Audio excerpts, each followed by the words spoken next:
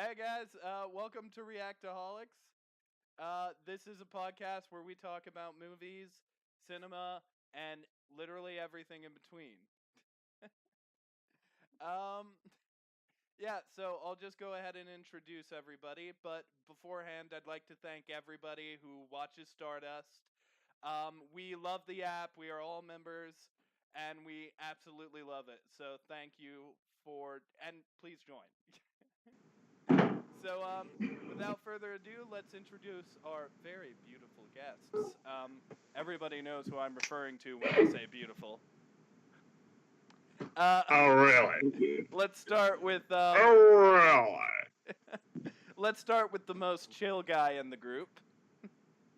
I'm not him, and he's not me, but that's okay, because he is imjustron. How you doing, buddy? Doing good, Mr. Neil. Got my water ready for a good time. Can't wait. I've just got a whole 2 liter of Sprite. Well, not a whole 2 liter. It's almost empty. Next, his voice is more epic than mine and always will be.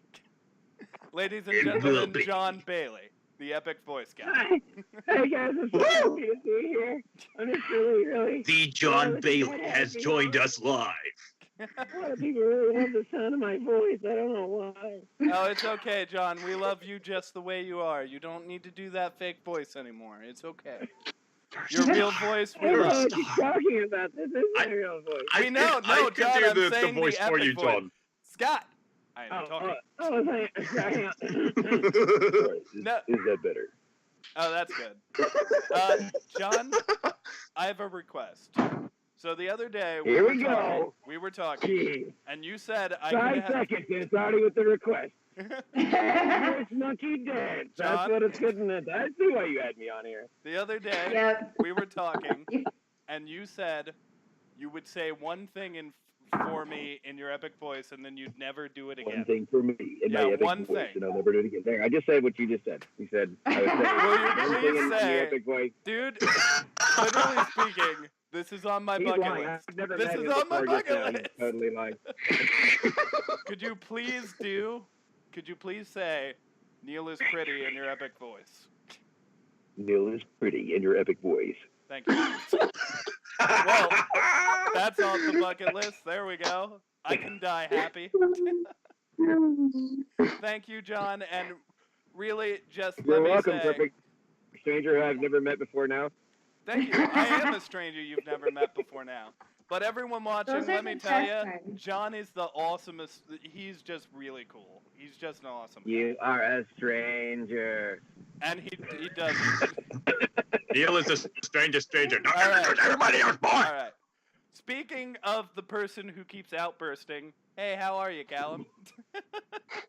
Fine, thanks. Scotswizard here. Proud to meet you.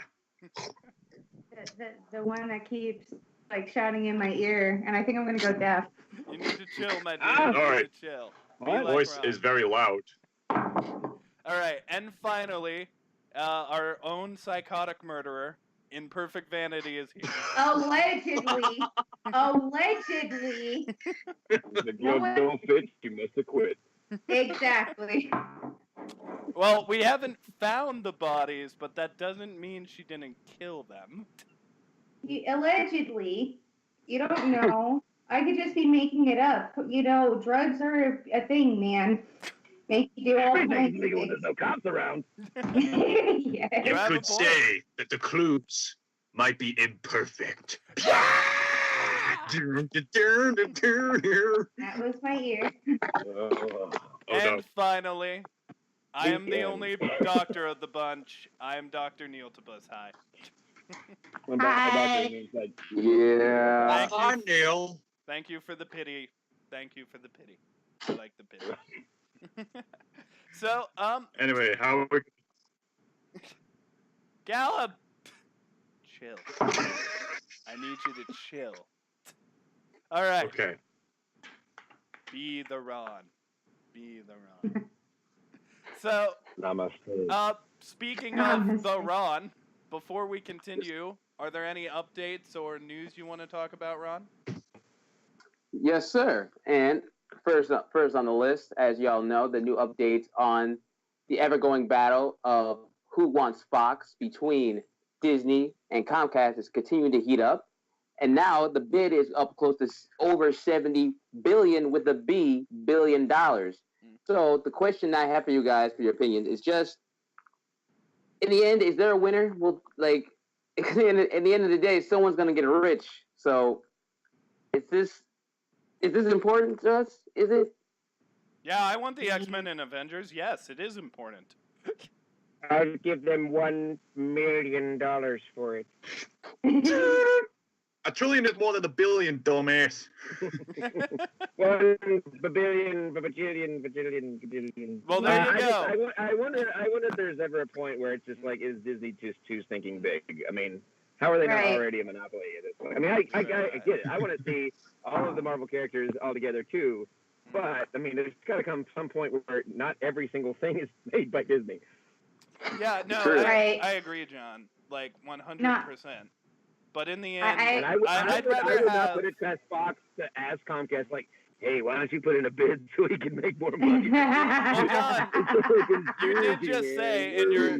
John, you just said in your Dr. Evil voice that you will be entering the bidding war as well with $1 million. As soon as I get busy working for Donald Trump and making my Space Force, okay? All right, Mel, do you have any thoughts? No, I have to be on the side with John, being like, yeah, I would like to see certain characters be finally featured in certain cinematic universes, but if I already think they are a monopoly, and I just think that, they're in ties with the Illuminati at this point, kind of monopoly, so... Or maybe Bill Cipher from Gravity Falls. I swear, I saw a Mickey Mouse fan on Donald Trump, and I heard him say, Hail Disney, okay? All right, Scott. I saw that too. Scott, you final. You final, Scott. Okay, any opinions? so here's what I have to say about Fox and Disney Wars. On the one hand, yeah, I would love to see some of the X-Men members participate with the Avengers alongside the Guardians of Doctor Strange. But on the other hand, I'm very concerned about Disney buying out Fox for one particular reason. Fox owns the Aliens franchise, so imagine this. Family entertainment. Disney logo over a chest burster. Well, yeah, you remember the Deadpool Toy Story joke. They're already Well, there you go. Ryan Wilson's not wasting any time. He's like, I'm jumping on this bandwagon. Now, what I do want to know is, like, what the heck is Comcast going to do with it? Why even bother? That is an interesting question. Like, we're bored. We're just like, yeah, why not? We'll throw some money in there. They're like the guys on eBay. They like to just throw in a bid at the last second just to see if they can win. Well, maybe. Basically. Take it. Just take it. All right, Ron. I do believe you have two other things.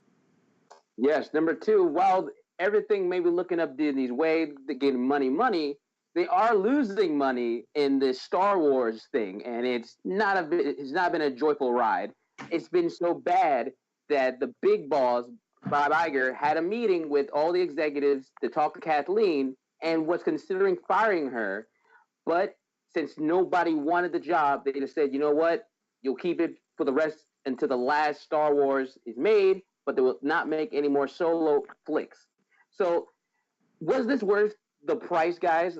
Was this worth Disney's investment to get Star Wars? Or is this just like a headache that will never go away? Well... Use your aggressive feelings, everyone. Oh, I will. The dark side. I will, Callum. I will. So here's how I feel. From a certain point of view. Here's how I feel. I think I liked Solo. I know a lot of people didn't like Solo or like upset with Solo. Some of them in this chat. I liked Solo. I liked Solo. I know Solo. You did, Callum. I liked Solo. A lot of people didn't. I think Mel they're didn't okay. see it. I think the rest of it thought that we're okay. We didn't hate it. We just didn't love it either.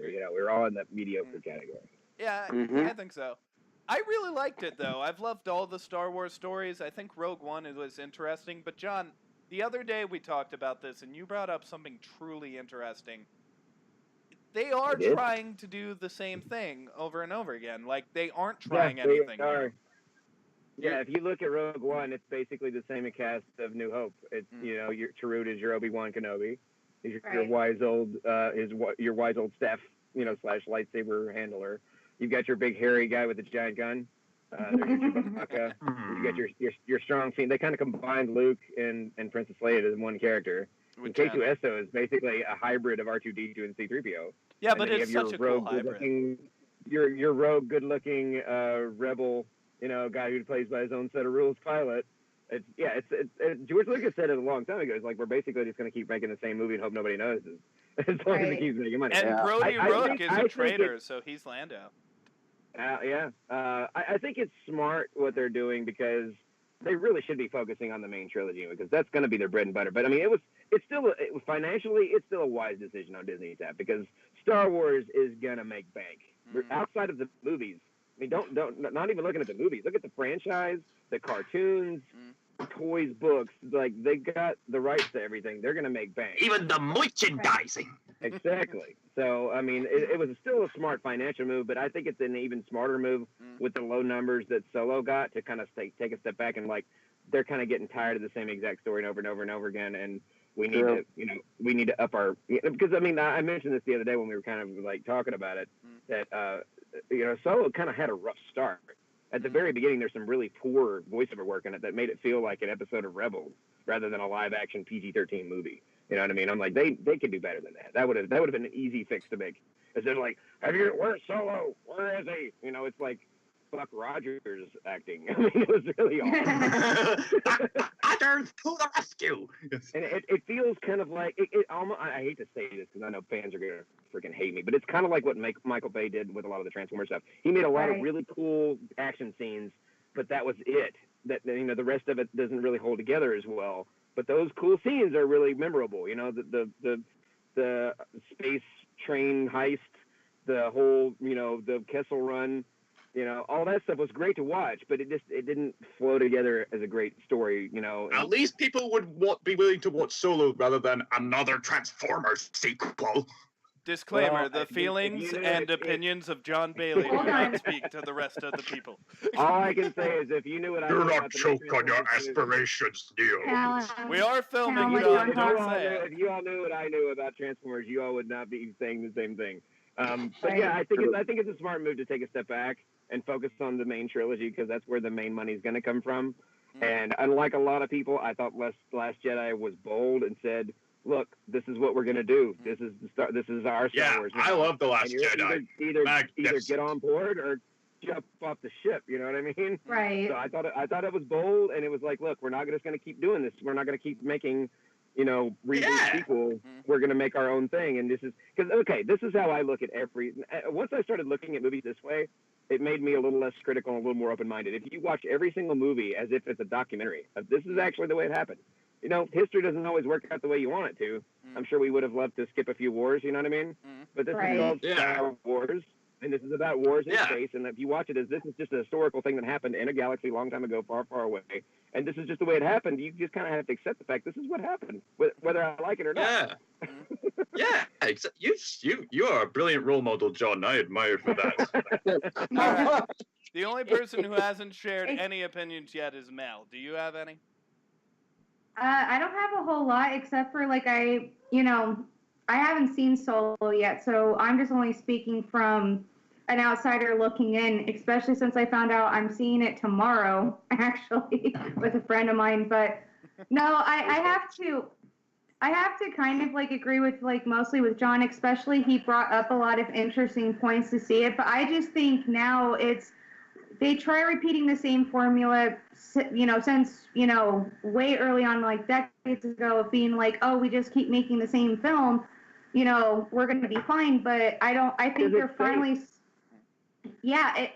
basically, but I think they're also starting to realize that the viewers are smarter than how they were 20, 30 years ago, being hey, you might have one more year to be able to pull this, but then after that, you're just going to exhaust yourself. So they're not going to do it forever, I think, especially since it's causing turmoil within the company. But I just think they're playing it safe. Yeah. They just don't want to piss off people at the end of the day. I think that's the current Hollywood trend. I mean, if you look at a lot of the recent movies, Tomb Raider, Pacific Rim Uprising, they're decent movies. They're not horrible. They're not great. They're Right. decent. They're just mediocre. They're okay. And it's like, we don't want to tick anybody off. We don't want to make a bad movie either. So we're just going to stay in the little safe zone. And that's exactly Right. what At least they're Force Awakens trying. did. I mean, well, are they though? Yeah. I don't think they are. I think it's I think they could have. Okay, I don't know if you heard this or not, but they actually had to bring an acting coach in for the new Han Solo guy. Yeah, you're in the film lagging because out, he just was John. not getting it, and he had to on the spot. Oh, dang it! It's No, okay, you're fine man. now. We'll give you Can you we'll hear give me? you a minute. It's okay. We'll go to the Think next if I- topic. We'll come back to you in a minute. Hopefully you heard me. we heard. Yeah, we we heard. did. We did. We heard a decent amount, man. You are very Well- right. Ron, what's the last one again? The last one to end all this as the weekend that was before. The movie that, while critics panned, a lot of fans definitely came to save its butt, was the new Jurassic World movie. And so the question is, though, who's in the right? Do we believe in the critics who tell us, maybe y'all shouldn't see this is trash? Or do we stick with our opinions, the fans, and say, you know what, I just want to see dinosaurs attack people. That's all I want to do. Who's in the right? I do like seeing What do you dinosaurs. think, Ron? I don't think you've given your opinion on any of these, have you, Ron? What? How do you feel, Ron? How do you feel about this? Yeah, right? The last one, only Ron gets to speak, and we just all be quiet and go, yeah. No, Yeah. I would love to. I would love to, no doubt. Go ahead. I always go with this, that I love critics. You know, I love hearing different styles of opinions on movies and how you break it down. You know, and I think critics are needed. So if a movie is just so bad, they're telling you don't waste your money. But then it goes to the movies that you want to see, and of course you got the people that you listen and they'll tell you what they thought. Because in the end of the day, that's your opinion, not mine. So when I see it, I might like it. So I think in the end, you have to go with your own gut, you know? No matter what anyone tells about a movie, it's still yours. So while I'm not a Jurassic Park fan, I'm not. I saw it, and you know what? I had fun with it. So I get what they're saying, but for me, look, I just want a fun ride, and I got it. I agree with you, dude. I haven't seen it, so I don't get I that. haven't. Neither have I. I'll just jump in. It's like the way I look at every movie is there is the pros and the cons. If the pros outweigh the cons, I say go check it out. I might recommend going to a matinee so you don't spend quite so much on it if there's not that many pros. But if it's just almost all cons and very little pros, I'm going to be like, maybe you should wait and rent it unless you're just like a huge fan of this franchise or whatever.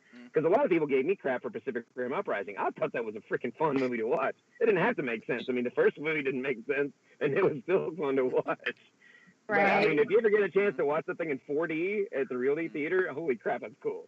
So Jurassic World's kind of the same thing. It's like, again, it's like Hollywood playing it safe, but they basically rebooted The Lost World, which didn't need to be rebooted. It was such a bad movie and a bad idea.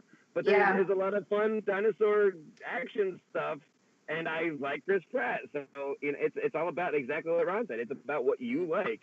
I mean, I always check out and see what my friends think about it first. But I am a Jurassic Park fan. Like, I was hooked from the very first movie. So Oh, really? Wild Dogs could not drag me away from seeing that movie, even if it was that bad. I mean, I bought Jurassic Park 3, and I don't really care if anybody gives me a hard time about it. Alan. You don't think I wouldn't want to talk to Raptor? I was waiting for the right moment. moment. I watched Beast Wars in the 90s. I'm okay with talking Raptors. Yeah. Oh, gosh, Yes. Beast Wars. Yes. Beast Wars was my shit as a child. All right, Callum, do you have any opinions on it? Alan. Thank That's you, it. Callum. Do you have Callum. any opinions on Callum. it, Mel? Do I? Well, I'm on the same side with you. I have not seen it yet as well, but it's just because I don't have the luxury just to go to the movies. But I think it's just the way that people perceive. And at the end of the day, it's like what John and, Ron said, go with what you like. But at the same time, I think for some people, like, I was always taught being like there, are lions and then there are sheep in the world. And then you get the in-between who just go with their own flow. And most people who are sheep, they want, like, you go to a restaurant also too, there's food critics as well, and some people rely on those critics to tell them, is this restaurant good? Like, what should you order? What should you not? But it's still an opinion at the end of the day. They just get paid to say it most of the time. So I'll probably still see it. Yeah, I'm going to have to agree with Callum. My opinions are Alan. But Alan from The Hangover. All right. I was going to say, though, I mean, didn't it make like $700 million already? Oh, yeah. What? Really? Yeah, I mean, it's ridiculous. Like, it's like ridiculous. And that kind of worries me because, again, I feel like it's just okay.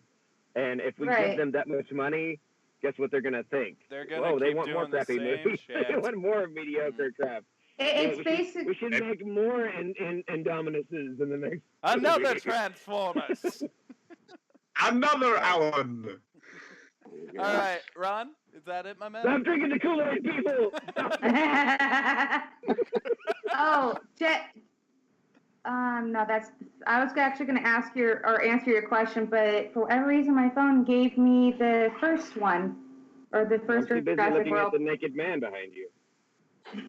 That's my friend. He Hey, scared me there for a second because it's like naked. partially unclothed friend.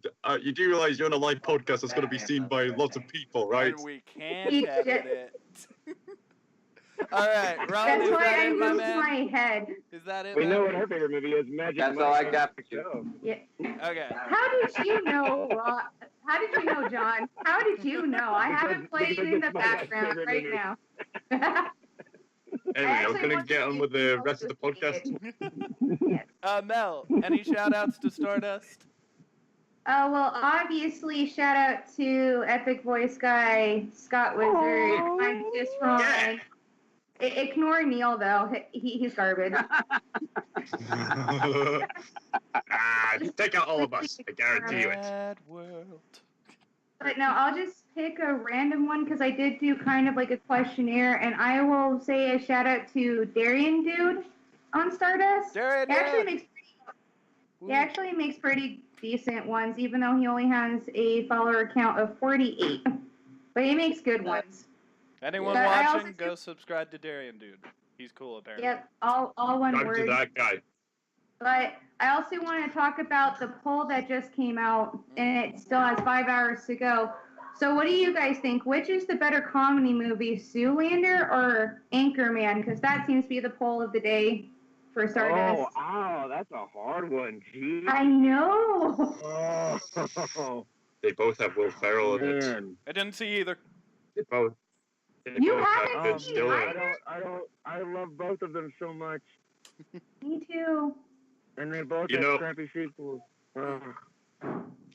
Wait, you You know, didn't... the only good thing about Zoolander 2, Justin Bieber dies. I saw But that that's too. just, I've seen that before, though, from like a TV show. There was a meme about it for a while, so... I know you're talking about.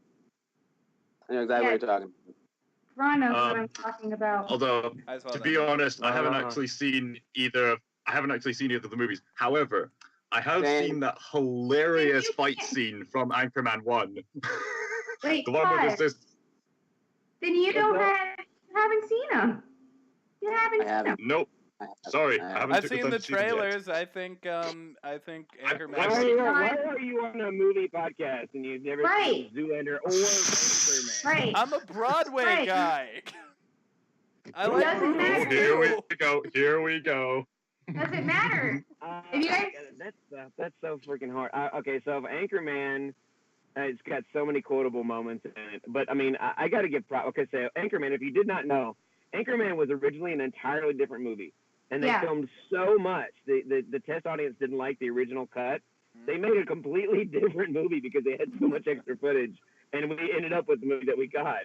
And I Right. actually filled in for Will Ferrell in Anchorman 2. So I kind of Oh, really? like that one a little bit better. Good job. But Zoolander is just like Zoolander was kind of a unique original concept. I mean, Right. honestly, every single Will Ferrell and Ben Stiller movie, they're all versus movies. It's like competing anchormen, competing models. It's all like Right. competing skaters. I mean, they've done everything. Blades I don't of know. Glory was I so think good. I think I'd have to go with. Oh yeah, Zoolander. Blades of Glory. I've seen Blades of Glory. Hold on, I didn't hear Oh, John. sorry, pardon me for a moment. I'd have to say Zoolander. I like Zoolander, just slightly better, but they're so stinking close. That's too hard to call. Right, no, and since I've seen both of them as well, and I've seen like only Anchorman 2, I haven't seen Zoolander 2, but you already warned me about that. But no, that is a real tough, one to call. But I think with Zoolander, just at the time, it just was, when it came out, it was such a unique like comedy movie to me at the time, where it's just like I've seen other comedies and I was starting to get bored to death, and then that came out and I was like, wow, I would have never pegged that, or somebody to come up with that and make it work. Like, and that could have failed at any moment. And that was the beauty of it, was just like, at least when I watched it, I was waiting for it to just, not make me laugh. And then I was just sitting there by the end of the movie being like, no, I was laughing the whole entire time. So I have to give it to Zoolander too. But it's very close. Not TOO, not the number 2, guys. Not Zoolander 2. Yeah. No. Yeah, not the number 2. Also, that's the Ron, first time, because there was a big divide between, there's a big like falling out between Ben Stiller and Jerry Stiller. That was the first thing that they'd done together in like a really long time. Oh, no. Yeah. And before you go on to him, I want to say, if you've never watched Zoolander, the original Zoolander on DVD, the menu alone is hilarious. I know told us exactly about what this. you're You need to rent it or whatever, just for that. Right. And I was going to talk to you about that yesterday, but my audio was messing up yesterday. But just get it for the DVD. The title is amazing. Like, I can watch that in the background while doing stuff and be fine.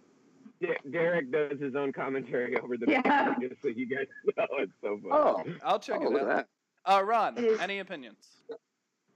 Now, like I said before, I've never ever seen those movies. I've seen Anchorman 2. I've seen Anchorman 2 at my job, and I just remember a lot of people walking out.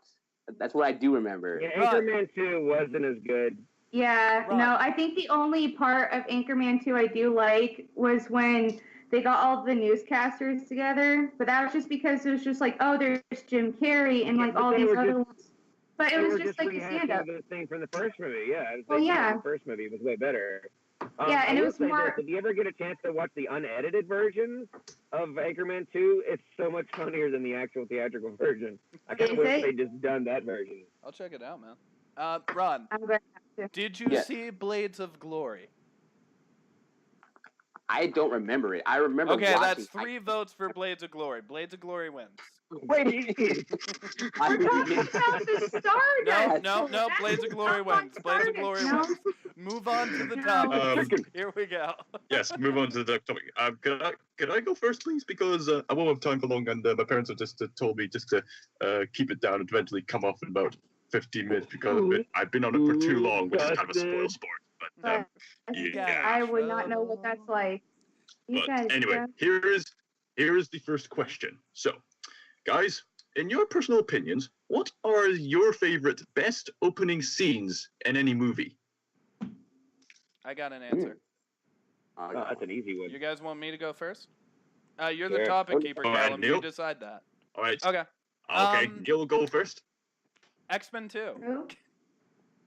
X-Men 2 has this amazing opening with Nightcrawler trying to assassinate the president.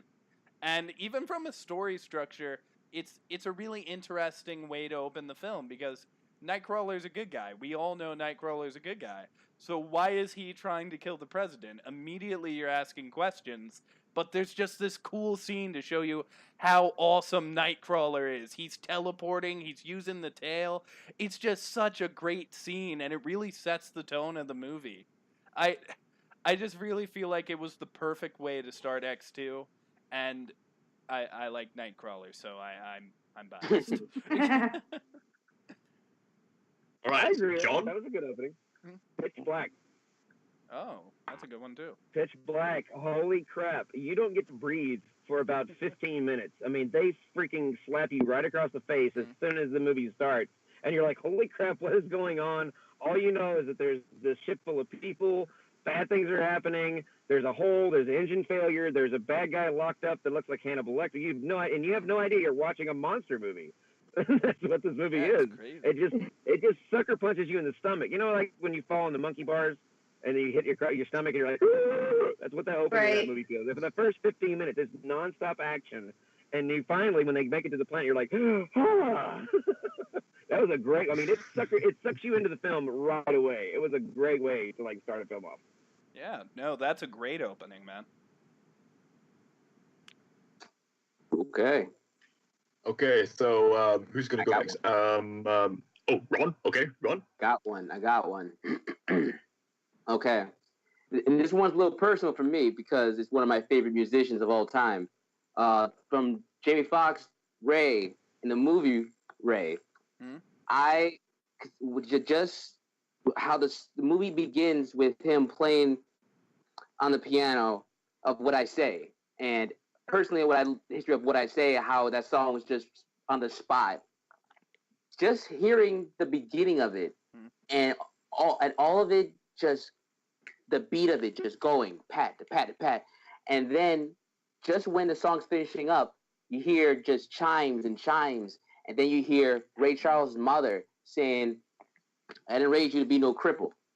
And you just flash to the present and of Ray's journey. It tells me, for me as a fan, it brought me in no matter what on the music. But then immediately it just stops and brings to his mother. That's when I realized I'm going to be on a really, really tough road through this whole movie. Yeah, that's a good choice. That's a good one, man. That's a great film too. One of my favorites, man. One of my all-time favorites. Part was the Pepsi commercial. That was my favorite part. It's the Pepsi commercials that always win, especially if it's like filmed in like this, more South America, where it's like all sexual, being like, Pepsi. I messed with my mom one time. And on that note, Mel, did you hear Ray Charles got in a car Mel, accident? She's like, do you have Wait, hold on. Do you have a personal pick? Stop. Pause. John was saying something to me, and everybody was over talking John. So, John, what were you saying? Okay, John. I was saying I messed with my mom one time back when Ray Charles was still with us. I was like, Mom, she's a big Diet Pepsi drinker. So, did you hear Ray Charles got in an accident? She's like, what? I was like, yeah, he lost his left leg because he drove through a stop sign, which is why he would be driving a car. She didn't even catch on. And she's like, oh no. I was like, it's all right. He still got the right one, baby. Like 10 minutes later, she started slapping. Like it took her that long to catch.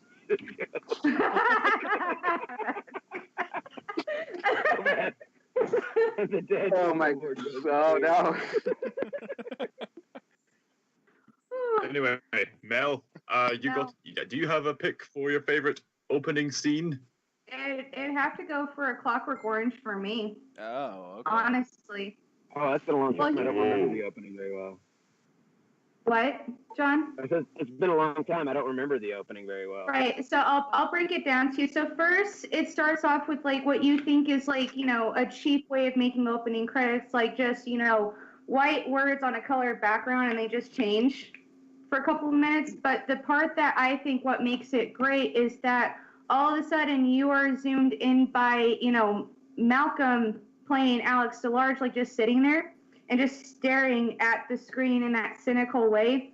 And it takes him a minute before he starts narrating, but it just slowly zooms out. And I like it personally just for the cinematography alone, because as soon as you see him, at least for me, it sent chills up my spine, and I knew I was going to be invested for the rest of the film. And of course, it still is to this day one of the most controversial and fucked up movies of all time. Mm-hmm. So it was the simplicity. Oh, that was creepy. Jeez. Right. It was the simplicity of it that made it extraordinary for me. And that was actually like my first like rated R movie that I watched when I was a kid, or one of them.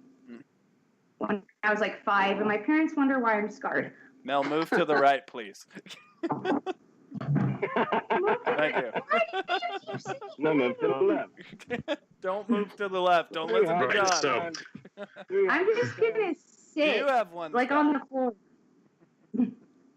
Okay, anyway, as for my personal pick for the best opening scene in any movie, it would Back to the Future came close due to clever visual storytelling, but for me, probably has to go to Kubo and the Two Strings, a fantastically made stop-motion animated film. Oh, that's good.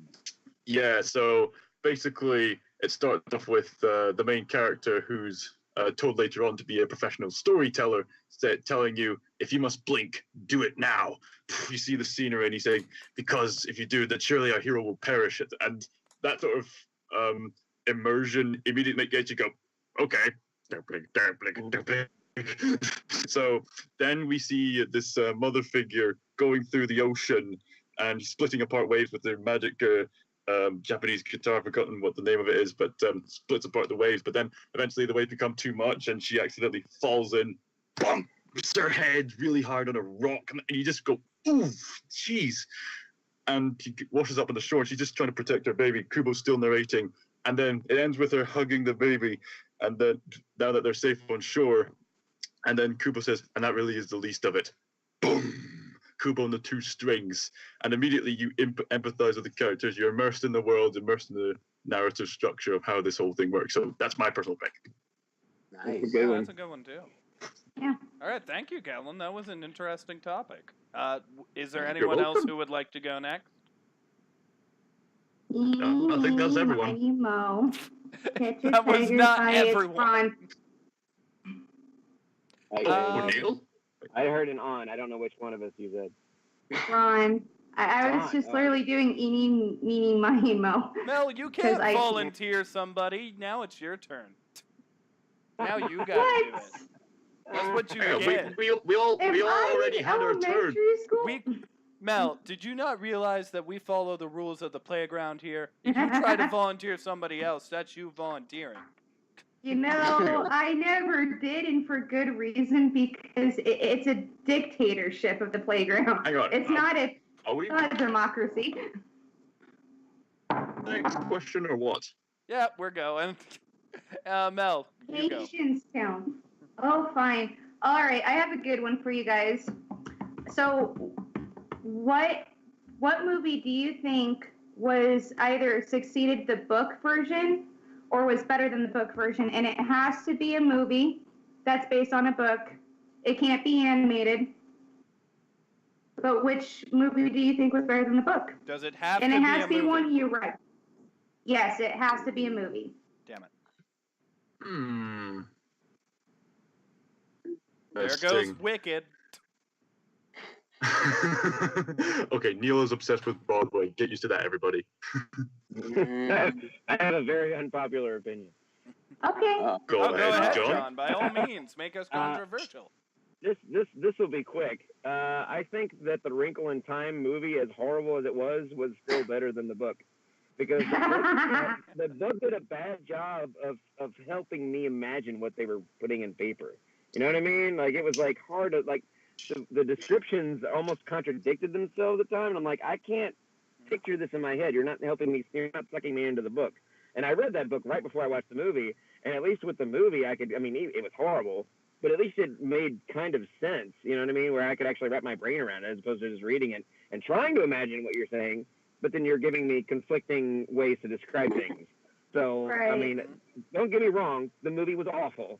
But I think it was at least better visually for me to try to like imagine to see it on screen as opposed to trying to visualize it by reading through the book. If that makes any sense at all.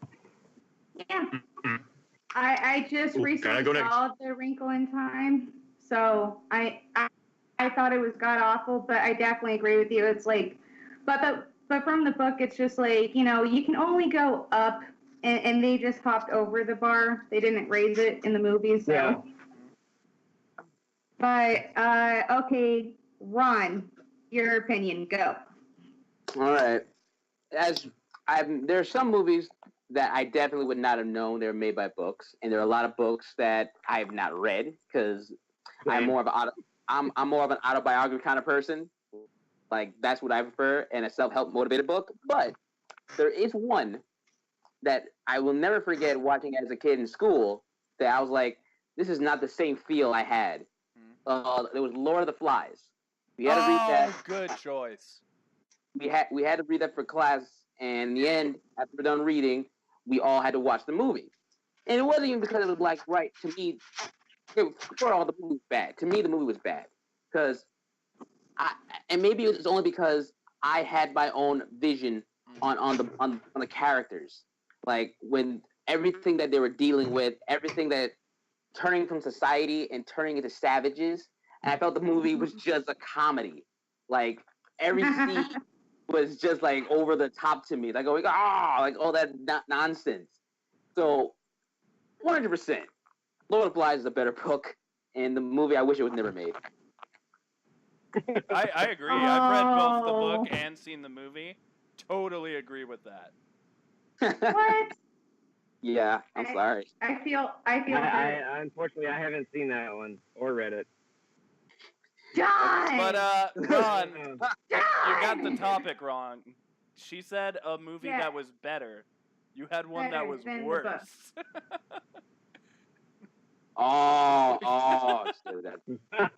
You're fine. You're fine, buddy. That was my fault. My fault. I'm sorry. If you want, that could be your answer. You had one job, Ron. I guess it could be good or bad. I mean, it's fine. I'm gonna say one that I think was better. I mean, I gotta say, it's really rare that a movie is ever better than the book. It's really but rare. I have an Our example. imaginations are so much better than they can ever put on film. I think Die Hard, though.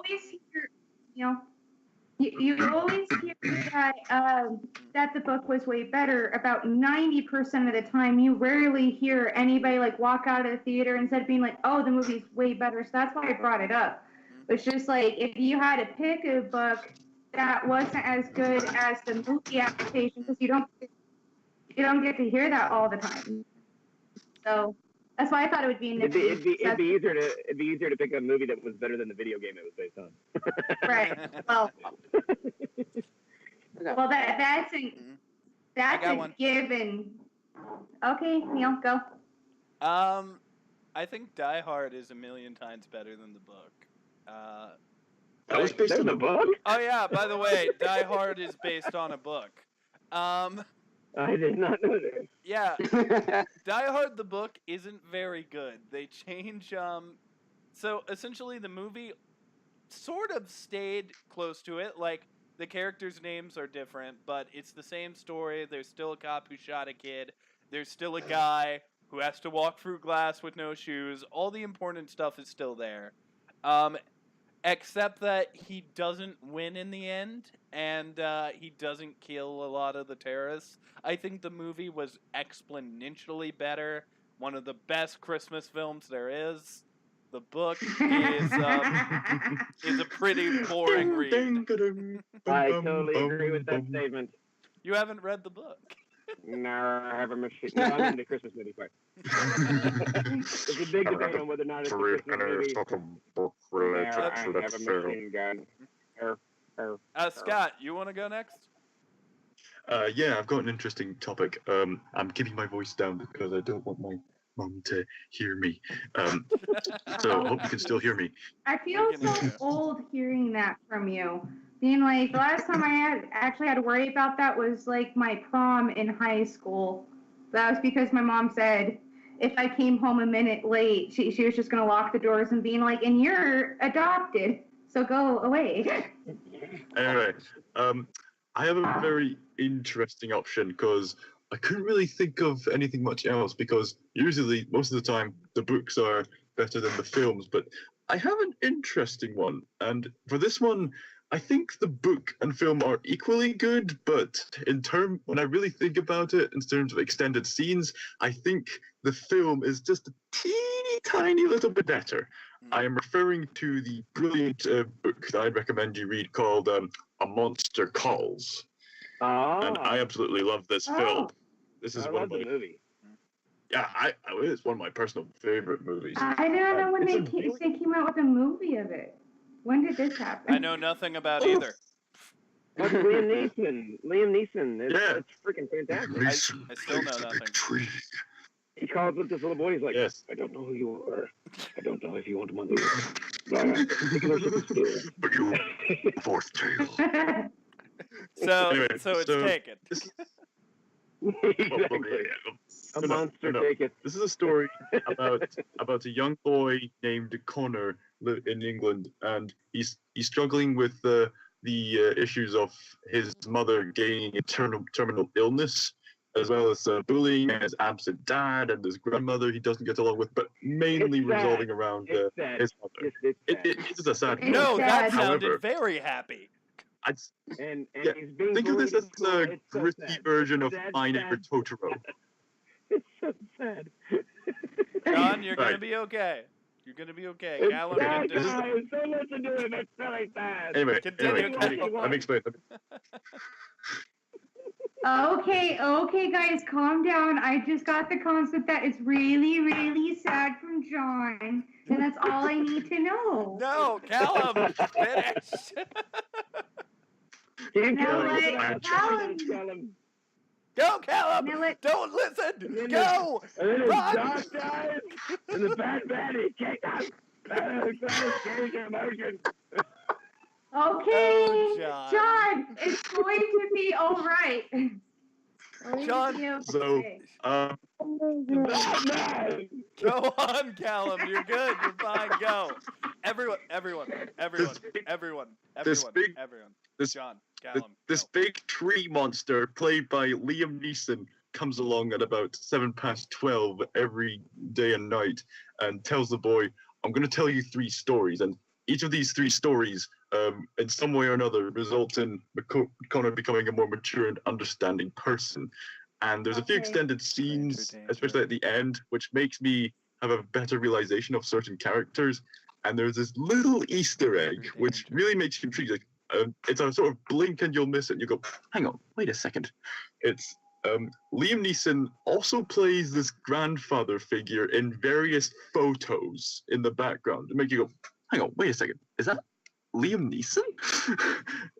And there's little details like that. And also, the stories themselves, the most detailed, they're told in these watercolor styles, similar to that one bit from Harry Potter and the Deathly Hallows Part 1, and it is really gorgeous. So these tales being visually brought to life, it's brilliant. So that's why I picked Monster Calls. And those 3 stories are also sad. They're all sad.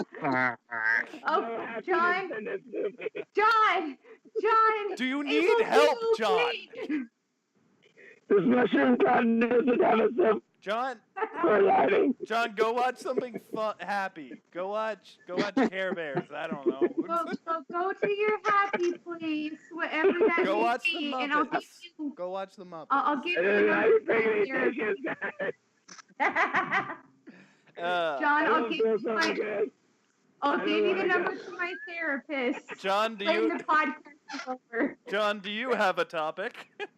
I don't feel so good. I don't want to go. Oh no. Do you have a topic? Okay. I'm So my looking at topic message. is I would like you guys to pitch me a successful Hawkeye and Black Widow solo movie. Oh God. Okay. Oh.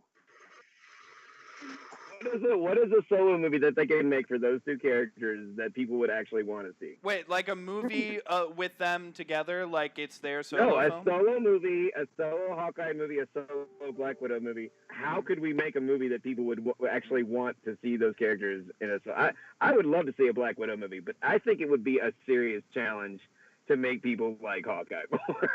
Sorry. I already like Hawkeye. Besides, they've already done it in Age of Ultron. Remember when they showed Hawkeye's family and make it? That wasn't a solo movie. That was a scene. Yeah, that was me. Yeah, but it builds so much of Hawkeye's character.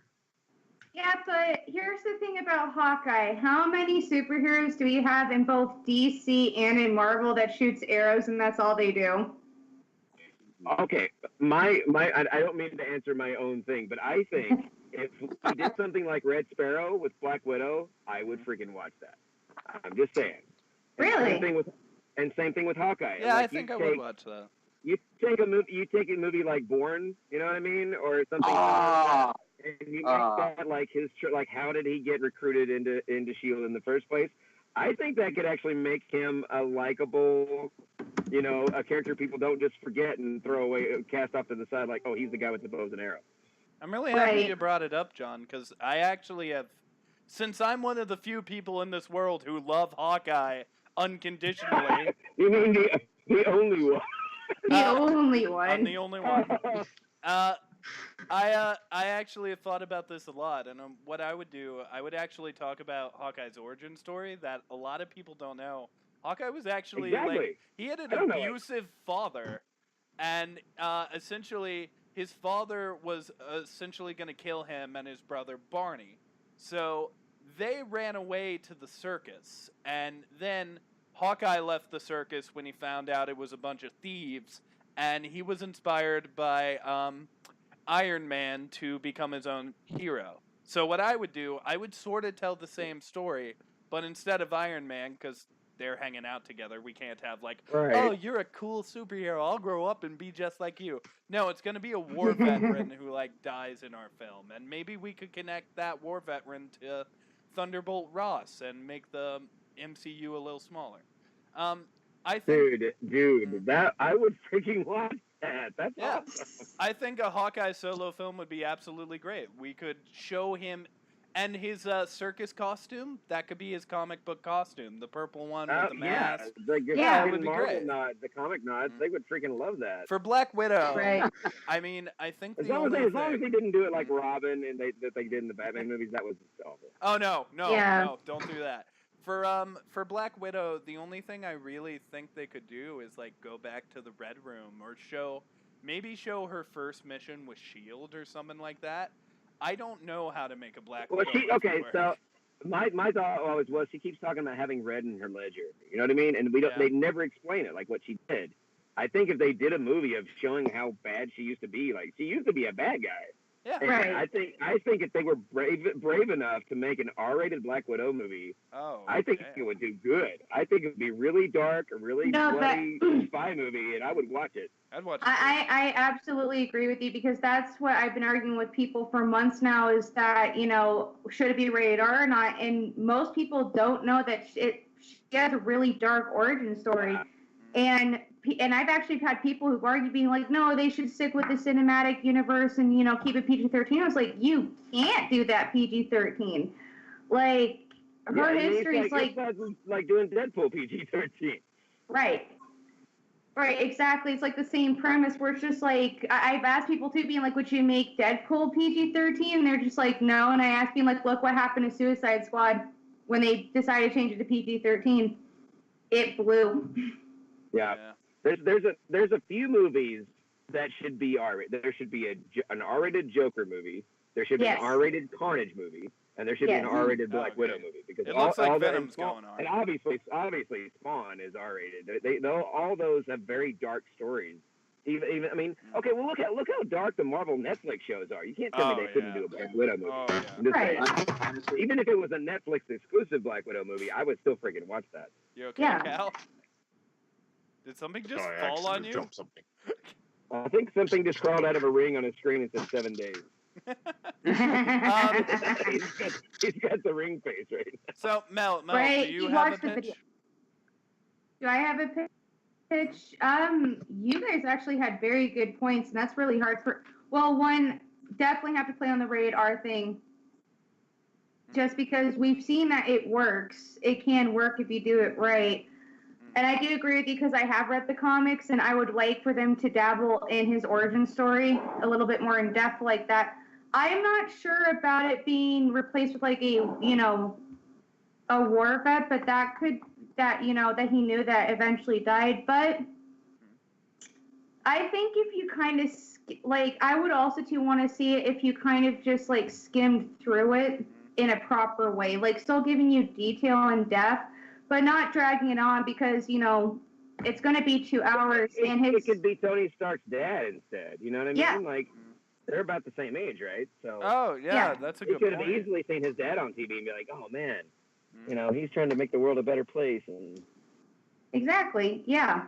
And him getting inspired to be that. And no, I actually don't have a pitch to, do it, because you both took those really good ideas, and it's just like, I have nothing to work with. I could just say he could be on a unicycle for 2 hours.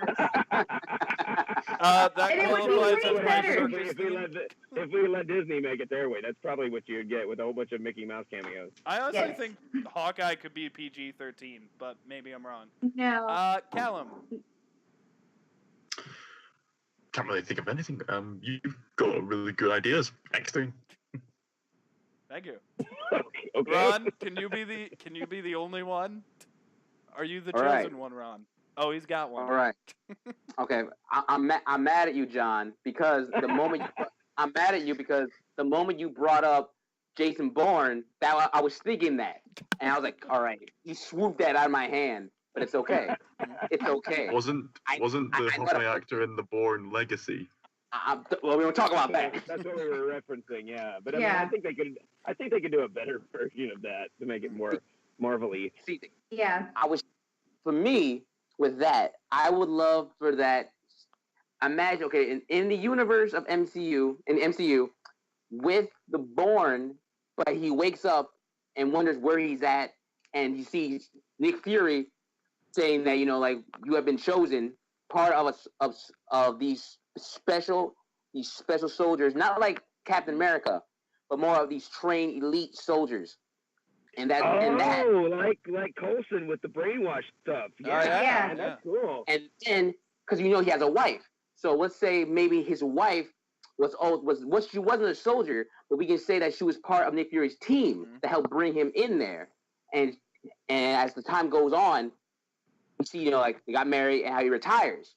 I like that, Ron. Now he has kids. Dude, I like your story, man. Give the wife more of a story. Give her a reason to be in it. I like that.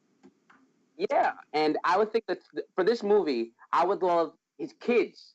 His kids are kidnapped, and it's someone that he faced with in the past that both the wife and Hawkeye know about. And Liam Neeson. It's Nick Fury. Nick Fury was the villain all along. Because for me, with this movie, it's not only shows we're not showing us a full prequel. We're showing about Hawkeye and his history, but continuing it on. While we can say that this movie takes place after Age of Ultron, where he says, "I'm retired. I'm done anymore." And now he's pulled back in, and when he's finished, we can hear him get a phone call from Black Widow saying that we need your help, and he's like, "Well, here we go again." Clint, it's important. People are disappearing and turning to dust. Well, I'm surprised nobody else brought that up. Like, this could easily be a movie that shows where Hawkeye was during Infinity War. Oh, that's a good and one, too. My thought was we could get an intro to the Skrulls invasion with the Hawkeye solo movie. Yeah, that's really I good. just Callum's eyes and went, I still like the idea of the origin film, but I will say, Could I you would imagine, love to like, see at the end of the Hawkeye movie, his human face disappears and it turns green into a Skrull? I'd be like, oh, I would absolutely hate that. I would be so bad. I would be so you mad. find out all along that it's been the Skrulls invading. Oh you, my man. gosh, I would absolutely hate that. I would have died at the theater laughing while everyone was sitting there in horror, being like, "What just happened?" It's like the best thing ever. Ron, are we done? Is that all we have to say about this topic? You got an idea for a Black Widow movie, Ron? Because I already love your idea for Hawkeye. Right? Thank you. Okay, with Black Widow, this one was a little bit hard because since yes, her origin was a little bit shown a little bit in Age of Ultron. I think what they could do with her is that, and I think we can fly with this. This is after I think it was after Hulk. It was in Ultron. It wasn't Ultron. After that, after training, she said, I gotta go. I gotta go finish. I gotta finish some unfinished stuff. Are you sure? Yeah, some personal time. She travels back to deal with her past because the person that messed with her and everybody else is still there, and it's her facing her demons. She can't move on with her life until she conquers everything that she's dealt with. And with her, and even Nick calls her and said, like, "Why are you doing this? You don't have to. You moved on." It's like, "No, I haven't. if I want to become who I want to be, I need to face this. And it continues to go on until she finally meets the headmistress and says, and she goes off to her like, you were my favorite. And she's saying that you made me into a monster. You made all of us monsters. You didn't care about us. Look at you now. I thought of something cool. I like the I think the Hawkeye concept's stronger. I think if you took that and you made it as if she goes rogue and she pretends to be Hydra, you know what I mean, and she infiltrates Hydra to get to find the guy who. I'd like that kind of. I'd like that twist a little bit better. That was exactly what I was thinking. No, it's okay. That's exactly what I was thinking. I'm holding in an idea. So while Ron was talking, start it out. I was trying to think of my Hawkeye film because I realized I didn't actually pitch one. I just said, I don't know, go back to the Red Room. And then I realized what it has to be. It has to be a versus film between Black Widow and Punisher. I feel like if we were to put those two characters together, if they pulled Shane from Walking Dead in from Netflix, I would be totally on board for that. And here's why: the Black Widow movie is going to be our entry into getting the Netflix characters into the movies. We're going to start. Yeah, we're going to start with Punisher and then go from there. I literally just tweeted this 2 days ago. It's like it would really blow up Netflix's series is if we saw a movie character every once, like Tony Stark gives an arm to the chick that lost her arm in Luke Cage season 2. You know what I mean? Like I would if Agents of S.H.I.E.L.D. can get a movie cameo every once in a while, why can't their great Netflix shows get some? Right. Of course. All right. So dude, I'd be on board for that too. I want it too, man. So are we good? Just hire us. Yeah. You know what? Yeah. We'll do it. John Bailey for Marvel. Election year. So is everybody ready for the next topic? Sure. All right, Ron, go. All right, for me. All right. Yeah. Okay. Yeah. Okay. I think this is a good one for us to touch on.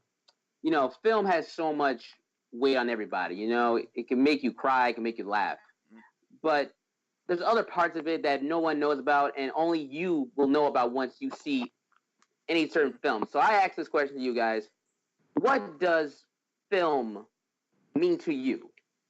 Okay. Ooh. Does Kodak camera from the 80s? Does anyone want to answer first? Is there any order we want to do here? I think somebody needs to answer John's question first. What did he say? What? I asked the question? Yeah, I didn't think he asked a question. He said something about a camera. No, it was the way that your audio faded. Does it sound like question? It's like, I think he asked a question. I don't know what reality I'm on. I did not. Sorry. Well, that's okay. John, do you have anything to say about this? Oh. When I think of the term film, the first thing that pops in my head is like the classic black and white, you know, like Hollywood golden age. You know what I mean? Like the first talking films, the old Cary Grant days. You know what I mean? That whole era, that kind of like just put the Hollywood magic. That's where that term came from. Was they started making us think that there are these big, you know, like the old Alfred Hitchcock stuff. You know what I mean? Like it's like the backgrounds aren't real, but we totally believed that it was real. Everything that they were doing that's back before computers, when everything was done by hand, by people, you know, and they still made some fantastic stories. So that's kind of like what pops in my head as soon as I hear the term film. Right. Yeah, nice. There you go. Neil. Okay. Okay, this just might be a little deep and a little like weird, but I'll just go into it. So for me, the first movie I ever remember seeing, I'm sure there were some before it, but the first movie I remember seeing was the original Sam Raimi Spider-Man in a drive-in, and it was just the credits that opened up. Immediately my mind was opening up to, wow, this is like a whole different place. Like I was like, we can't do this here. This can only happen there in movies. And ever since then, I guess with that mentality, I've always sort of viewed movies as their own world. I've always been viewing them as like, even though we're the ones who make them, we are making things in a different world. This is a completely different world from what mine is, and I just get to watch it. I can't be in it unless I act one day, which would be awesome. And I can't really like affect it, but it's a world I get to see stories of and just be involved in. And I guess to go with it, it's not the world I live in, but film is definitely the world I love. In a different world. With the epic narration of John Bailey for the trailers, of course. Can I have something to say about what films means to me? Oh, go ahead. Yeah, First of all, the film material is really good for making the cameras work in the first place. Secondly, as for films themselves, it does. I thought they did it by gnomes. Digital now. It's just What gnomes. about Anyway, to me? You don't even use film anymore. It's Go only on. reference to movies. Go I on, thought guys. it Anyway, was made by as for gnomes. my thoughts on the films and movies, they mean so much to people like us as well, for reasons that Neil just explained, and as well as some other things. When you're a little child, you're really fascinated by all this entertainment, and when you get slightly older, you're being sucked into these worlds, and the older you get, the more you start appreciating, wow, they're telling stories to us, stories that mean something, stories that tell us something about us in a very unique and visually inspiring way, and they help us to grow. They help us to learn us better, even though it's a different world, and they help us to. It's had such a positive impact on everybody, and there's just so much potential with what film can do. And it's just inspired so many people, and it's the reason why we're doing what we're doing right now. It's why we're doing this podcast. It's why we're doing Stardust. It's because of our loves for this visual storytelling medium. And may this medium just live on. Well You're gonna said. make me cry. Well My said, man. pal. Like, think about it Yes. just for a minute. If movies would have never existed, none of us would know anything about each other, and John would have no job. No, I'd still have a job. I just wouldn't do as many trailers. Right. He would do it at kids' birthday parties, or use his voice to trick John's. The cake But is with the being FBI. cut. I'd still be messing with people at a drive-thru with the headset on. Yeah, Gosh. that's what I would do. You're up. Me? Oh Yes. man. All right. Don't So make me speak. I do what? No, you guys are making me sad. No, to kind of play on what John said. So, film, what it means to me is that it first started up with my upbringing, because my parents did not realize that they were unintentionally forming a nerd. My mom wanted me to she wanted me to have an appreciation for film, because she was just like, you know what, you're a kid, you're going to like what you like, but I at least want you to understand where this came from and why movies are great. So she had me watch even films that were made originally, like, late 1800s, before the 20th century actually came about. And I grew up on, like, my first ever film was a silent film. I think it was A Man on a Train, and it was just that. And it just evolved with me. And so kind of playing in with John, so when I first think of film, I think of back, to way back then, when it's just like, you didn't have special effects editing, you didn't have computers, everything was done by hand and giving it the spirit. But because I grew up with that, because every time I would move past an era, my mom would jump me up to the next decade, being like, okay, here are films from the 1930s. And what she didn't realize what she was doing was, because of my background, film to me started turning into a temporary escape. People, when they get older, they, start dabbling into drugs. They start dabbling into, worse things to Which they escape. shouldn't really be doing. No drugs, Yeah, kids.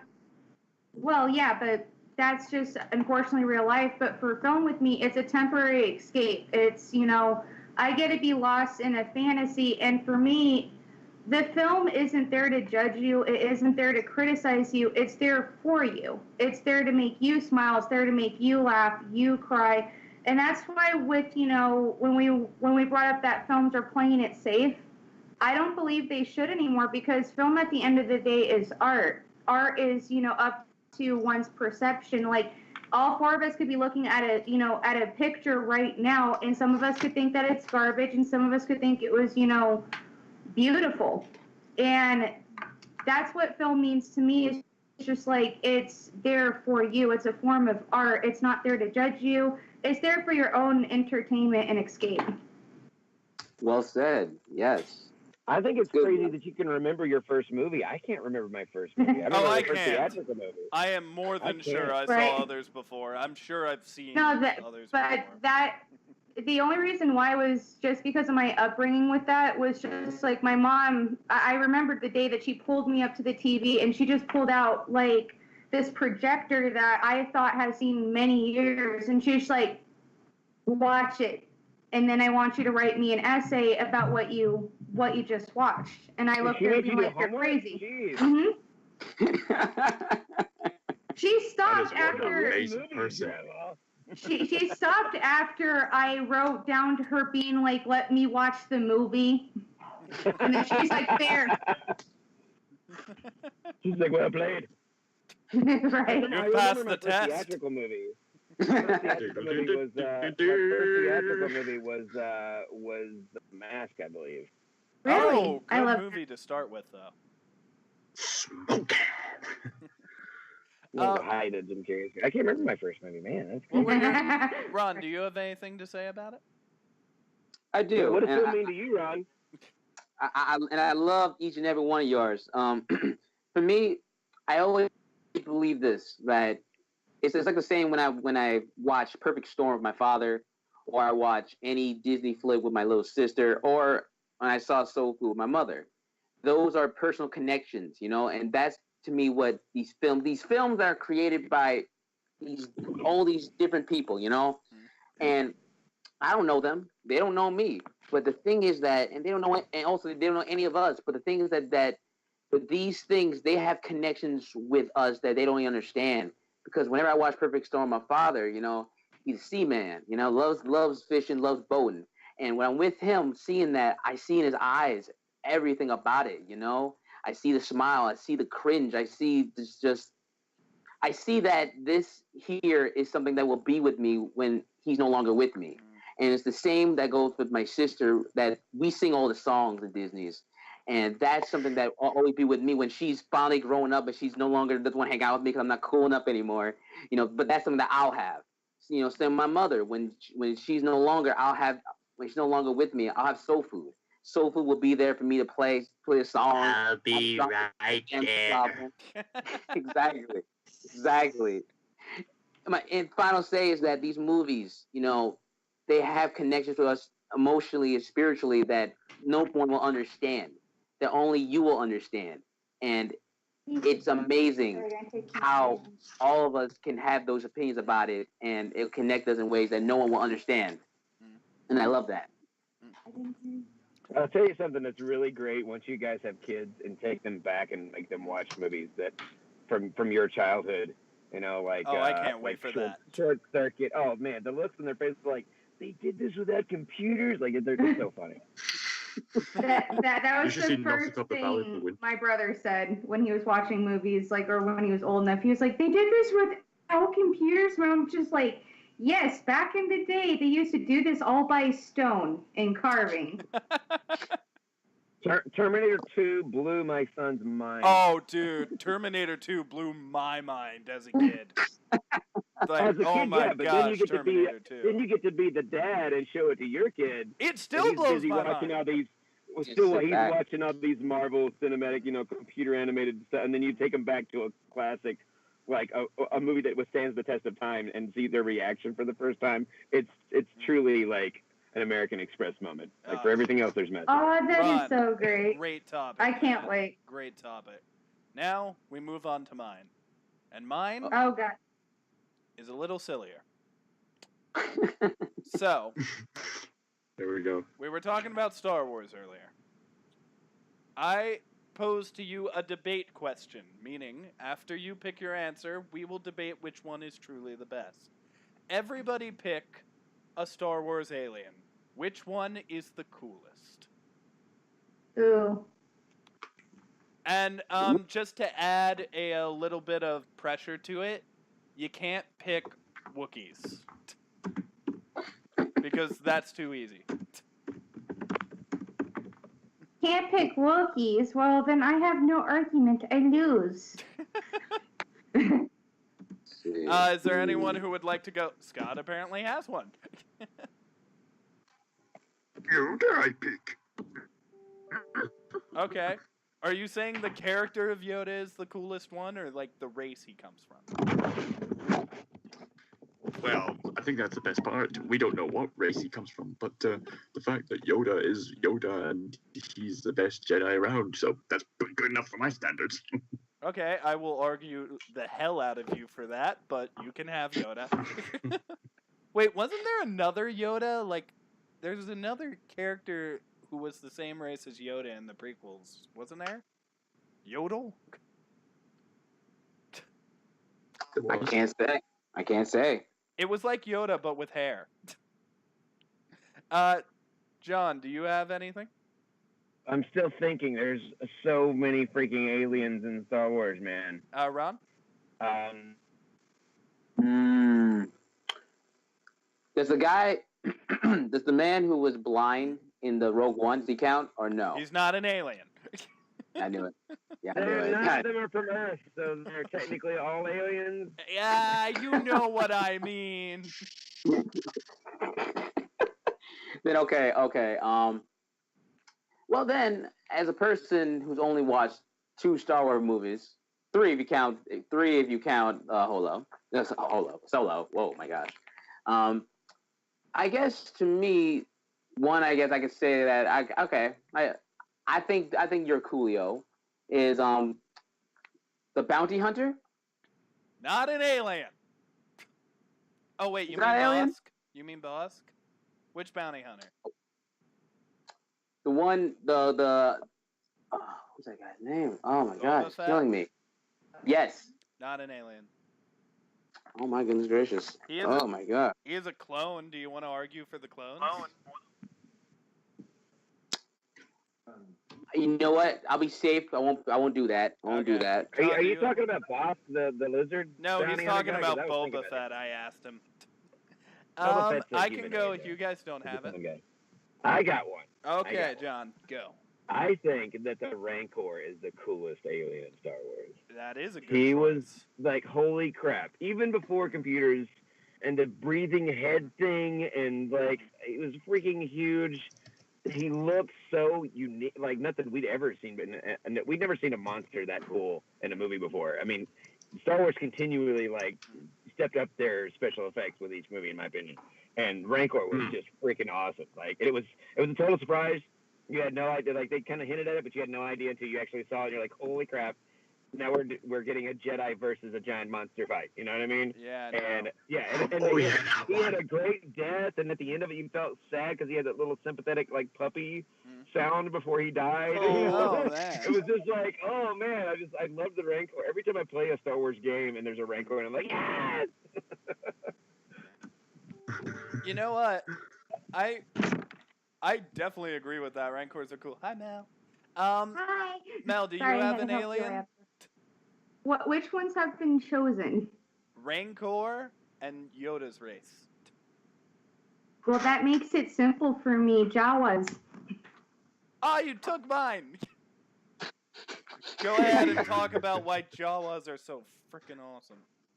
Well, one, everybody has this question on their minds always. What the fuck do they look like underneath the hoods? Like, just what is under there? Like, something tells me it's, like, ironically adorable, but then they have, like, Milena teeth from, you know, Mortal Kombat. But, what? No. Did you say something, John? Everyone froze for a second for me. Pause. Continue, Mel. You're good. Well, John, just say nay, nay if you're here. But no, but also too, not only do you see them all over like Jabba's planet and stuff, but they're feisty little things, and give them the right, even just a little bit of like the right motivation. They are just like, they're like cockroaches, but they're not for me.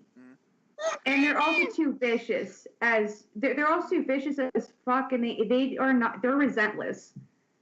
And what they're so movie did simplistic. you see where... They're just hoarders. How are they cool, though? What movie did How are you they see cool? where Because the freaking Jawas are like little cockroach people? that's how they look. They're basically American pickers. Like, that's not cool. Yeah. That is cool. Oh, whatever. Oh, I think They're that's No, all they are is that It's they're American they're pickers. ruthless. I was gonna pick Jawas. They're ruthless. Just give them. This droid is really could be worth a ton of money. I like Jawas, John. I think they're ruthless little savages. I think they're little Jawas. hairless Ewoks. The American hairless pickers Ewoks of the with clothes on. universe. They're at least cooler looking than Ewoks. Sorry. I think they're basically the same as the tall man's little minions in Phantasm. Ron?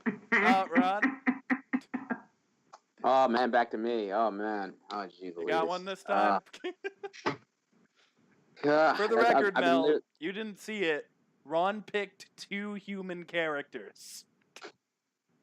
Well, Star Wars version of human. I've got an easy one for you, Ron. What about Kit Fisto? He's freaking awesome. Ron does not know who Kit Fisto is. Or my second choice was going to be Zabark. Zabrak? That was going to be. Yes, I can never say it. That's my crush. I would have picked Darth Maul because I thought he was freaking cool. Also, I have a message from our director. Just so you know, message from our director. Let me just read it off. Twi'lek are the best Star Wars aliens. Oh wait. He seems kind of alienist to me, but whatever.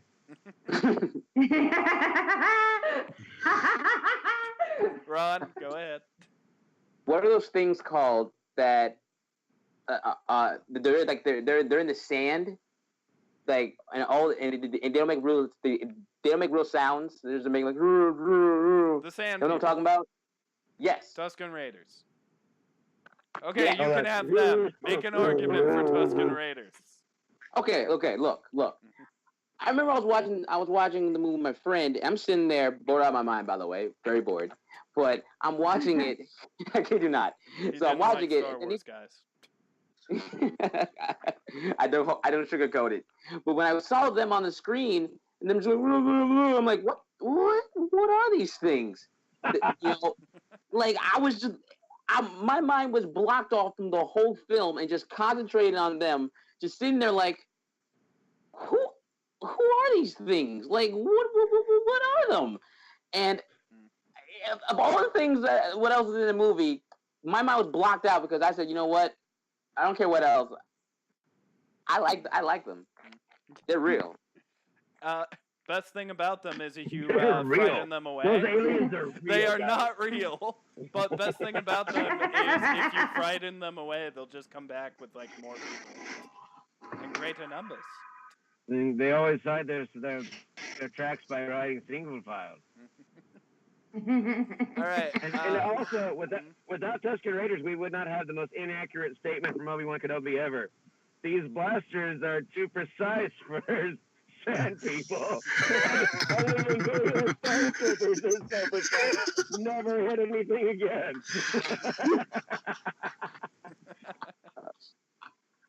God. All right. I'll throw my hat into the ring now. I pick. It's a race. So essentially, it's a race that really expands, and it's the cyborgs in Star Wars. And I think they're really cool. Oh, are they aliens, though? They're not. No, they're not. Oh, bro. no. I also picked a human. I would have picked IG-88, but there's like no aliens only. Okay. Well, I got to pick an alien, so I'm going to go with... I'll go with the Zabraks. The Zabraks are super Remind me cool. what they are again. The Zabraks? Yeah. They're the same race as Darth Maul. Okay. So my Yeah, that's why when you said Yeah, that's why when you said Darth Maul, I was about to say being like that's his species. Well, if you watch Clone Wars and stuff, you find out that the Zabrak are actually tied to these weird witches that exist in the universe, and it's really cool.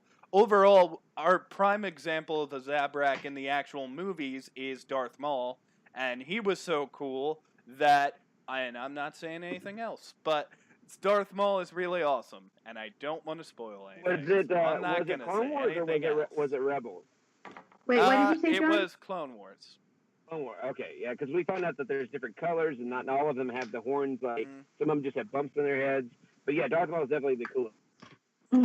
Oh, agreed. So now, here's how this will work, just to give the audience an example. I'm going to say somebody's name, and when I say it, they can argue against whoever they want, but the thing is, you only have, like, one argument, but if somebody argues against you, you're allowed to defend and argue against them. So, first person that can argue against somebody, let's have Ron start us off. Oh man, dang it. Come on, This is defend Sam people. You can do it. Well, it's easy, okay? First of all y'alls, okay? Let's be real, okay? No one remembers any of y'alls, okay? Or no one really fully cares about y'all. No one remembers the Rancor? Let's be honest. Let's be honest, This okay? may not be a screaming match, and here we go. No one remembers I'm Yoda. sorry. I'm hiding. Okay, my stand people, come on, guys. What more do you want, okay? They're all they want to do, from what I've known, is just take care of their area. If you step in the wrong spot, they're gonna come at you, okay? They're good people, in my opinion. They're good people, but all yours, like, just too out there, okay? What we need characters who are just may even simple. say alien. Just or the pussy simple. version of Switzerland. From outer space. Okay, so sand people are just dudes in robes with a mask and a stick that ride on elephants with a giant fur coat on, whereas the Rancor had a totally, like, he was completely stop motion animated, really well done. He looked freaking fantastic. He fought against the Jedi, by the way. He didn't get his butt killed by Anakin Skywalker in, like, a really horrible prequel. Just saying. And he also like had that cool, like, the creature sound effects for him were really freaking fantastic. Oh, and that was the first time we'd seen a monster that size in Star Wars, other than the big worm thing, which was just a big hand puppet. So, just saying, sand people, stick, And also too, all your easy. They're sand people, so they're coarse and they're rough and they get everywhere. Yeah, you can literally do this to them, Ron. You can literally do this, and they scatter like cockroaches when the lights go all on. they do is go roar, and they're like, oh no, Oh, no! And only protecting like one area. I mean, come on. At least with my guys, they at least steal tech equipment and do something useful. And apparently, really lousy shots according to Obi-Wan Kenobi. Yep. Can they even fire guns? Not to mention, they have two different names. What alien needs two different? They're called Tusken Raiders and they're called Sand People. Like, just pick a name. Rancor. Right. Simple. Easy to remember. They're the edgy, Generation Z of Star Wars. Not to mention, the Rancor picked up my other favorite character from Return of the Jedi, a little pig soldier guy, and freaking ate him in half. That was freaking awesome. That was pretty He cool. ate a piggy man in half. And what did your sand people do again? Just answer me that. What did they do again? Because if you're saying that all of ours are forgettable, yours is the most forgettable in my opinion. I'm not gonna help Ron. I'm not gonna help Ron, but they did do something that I think is kind of memorable. Yeah, well, they have the same laugh from Revenge of the Nerds. Whoop-de-doo. Well, I guess I'll say it. They did kill Anakin's mom. Oh. Yeah, and then they got slaughtered like a bunch of bad words. Oh yeah, Yep. of course. Oh. I did not know that. Yikes. What? I have an argument, and I'm gonna argue against the Rancor.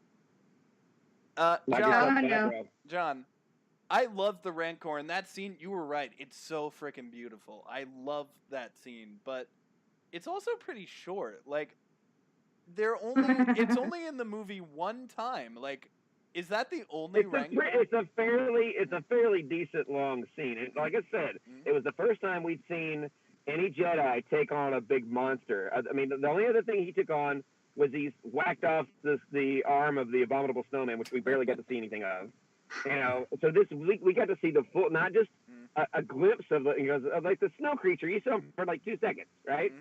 And with the Rancor, you saw the full freaking thing, full body, full animated. It looked amazing. Like the head bleed, the sound, the creature's sound effect was cool. They actually made you feel sorry for it when Luke killed it. And I did cry. He fought a Jedi. That was without a lightsaber. That was freaking awesome, dude. I know, dude, and I totally agree. My creature could have eaten every one of your aliens. I'm just saying. Oh. Your creature could not have killed Darth Maul. I beg to differ. Darth Maul could have used the Force just how Luke did. Darth Maul without his lightsaber. Same with Yoda. I think Rancor would have given him a run for his money. I think he definitely would, but I do think the Rancor he almost got Luke. Just saying. All right, understood. The Rancor, badass, but I do think that we've only seen one, and I feel like with something like mine, with a whole race of people, it's so interesting. Like they could tell you know what? If you want to go. Ladies, the movie was Darth Maul inexactly, like barely at all, and they had to. Oh, John, you're going out. I'm like, dang it! Right when I had a good argument too. You're good. We can hear you now. I think he's saying that so he won't get wasted. That's why no, we can hear you now. Go ahead, waste me. We can hear you now. Being in the movie, how often was Darth Maul in the movie? Like he's on a projected screen like 2 times. Yes, fair point. Not wanting to say any spoilers. Yeah, and again, we had a projected screen and hardly anything at all, and that scene was kind of dumb. Oh, all right. Look, I know when I'm beat. Well done. Well, I didn't hear Ron yield. In one hand, I actually agree with you because I think Darth Maul is cool, and I wish he had gotten more screen time. That's kind of why I don't like him, because it's like you created this awesome character, and yet Grievous gets more freaking screen time than he does. That's why I wanted don't forget the television series. The original storyboard artist originally drew Grievous with Darth Maul's eyes. George Lucas caught it and changed it. It's like, no, he's not secretly Darth Maul. We didn't risk it. Oh, that would have been cool, though. Okay, any more arguments, Mel? School to the spin.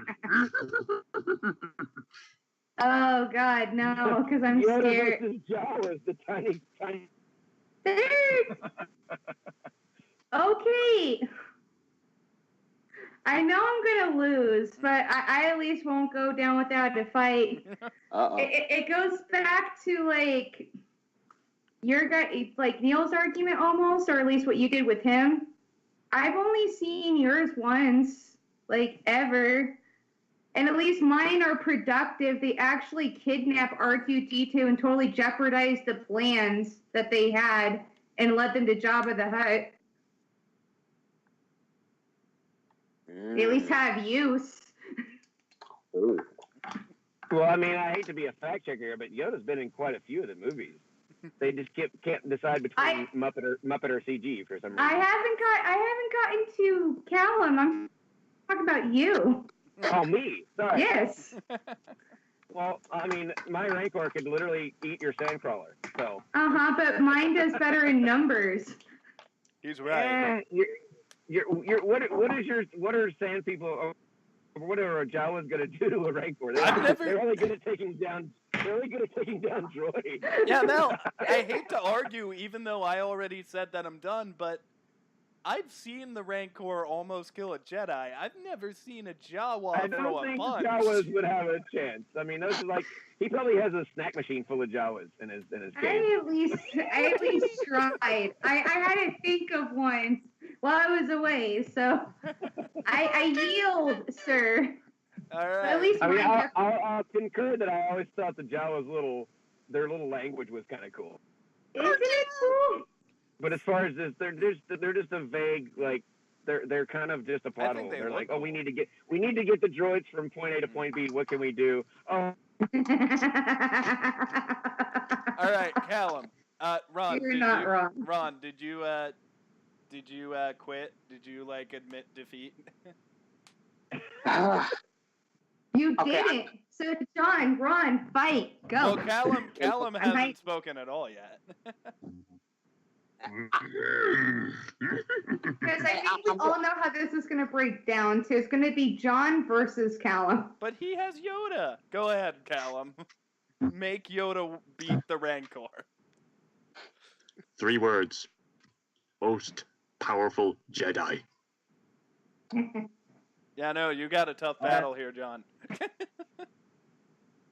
Battle that he did in episode 2. It's like, I'll never.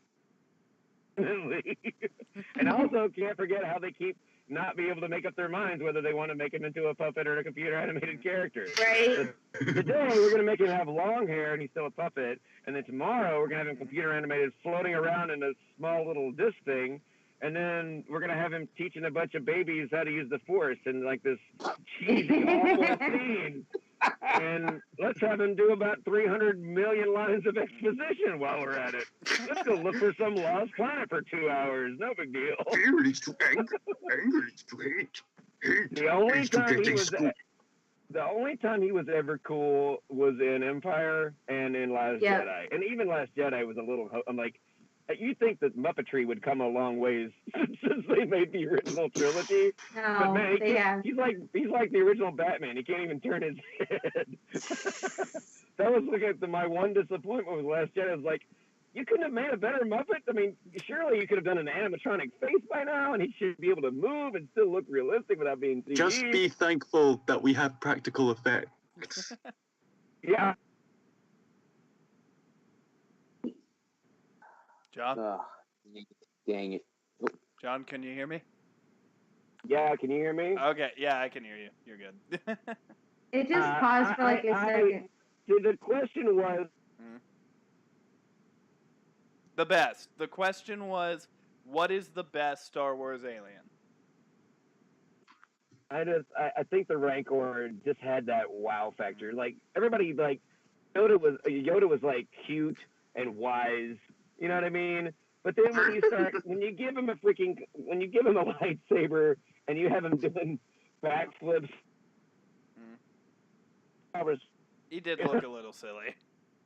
But it was still Okay. quite cool. I think we're done now, unless Ron wants to try to win with Sand People. Let you guys know one more time. Ron does not like Star Wars. Then you are automatically disqualified. John wins. I didn't get that from when he said he was bored while he was watching Star Wars until the Sand People showed up. Oh, I gotta be honest. I can't be lying. I can't. Oh But my god. I'll say this though. I'll end mine with this. Y'all can keep your mystical puppets. Y'all can keep your fake effect monsters. Y'all can keep jabronis that really only the hardcore of hardcores might know.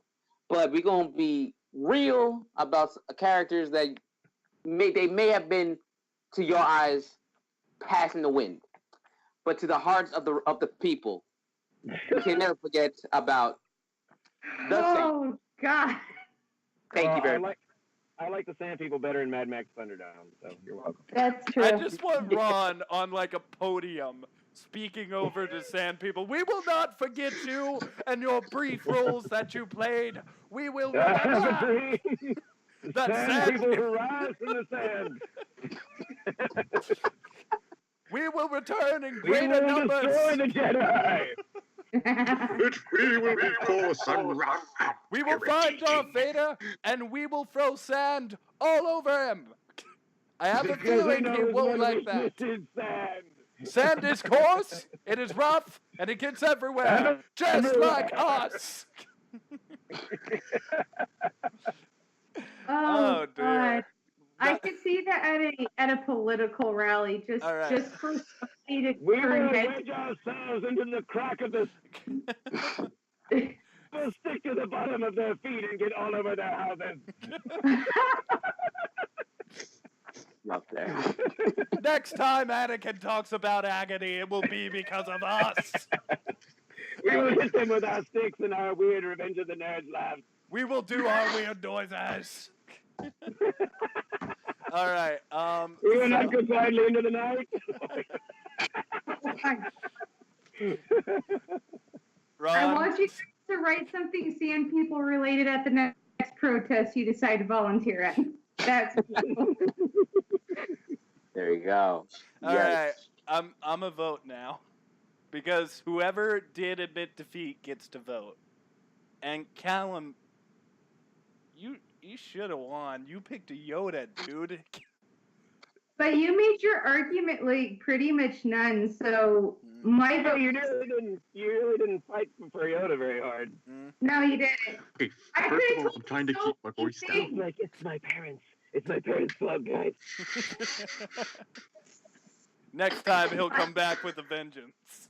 He'll be like, listen, this is why Yoda's the best, even though I already He'll come lost. back. Okay. He'll come back In to fact, Peter no. and Peter like No. that. Let me say this. Okay, last Yoda is a words. very wise Jedi. He has managed to teach a whole bunch of Jedi. Why is he and better he is- than the what's Why it called, is the he the Rancor? best alien? Why is he better the than best the alien in Rancor? Star Wars? Well, the thing is, In all if of Star Luke Wars, can why defeat the is he the Rancor, so can Yoda, because Yoda taught Luke. Yeah, but Yoda So, did. Yeah, at the Yoda time, is yeah, but here's the problem, Scott.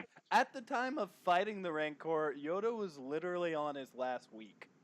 Yeah, I mean, he barely can lift an X-wing. You know what I mean? yeah. But even with that aside, even as a ghost, see what he did in The Last Jedi. Okay. I think that, Set the Rancor on fire. Callum, you get a hardcore second place. Lightning powers activated. But here's the thing, and I really like that John brought this up, because this is what actually won it for me. The question was the best alien, and a lot of John's argument took place with the Rancor's design. And he was talking about how cool the sounds were. And he just kept bringing up that scene, and it made me remember that's probably one of the coolest scenes in Return of the Jedi, the Rancor fight. Yeah, because you It's remember the rest of the movie with the teddy bears. I mean, come on, that was like. But Yoda looks pretty cool too with his little green design and those big eyes. Based on a real person, actually. He's a little troll. I mean, he's not that imaginative. No offense. Scott, you did You great, can kind of man. see him in any Jim Henson movie if you look hard enough. He's basically Kermit the Frog with longer ears. Oh God. Callum, you did great. You had a good thing. He has great facial expressions. He's a bit more advanced than Kermit the Frog, if you know what I mean. You know, he does go like. That's my problem with Yoda, though, is he looks really good in Empire. And then somehow the Muppet.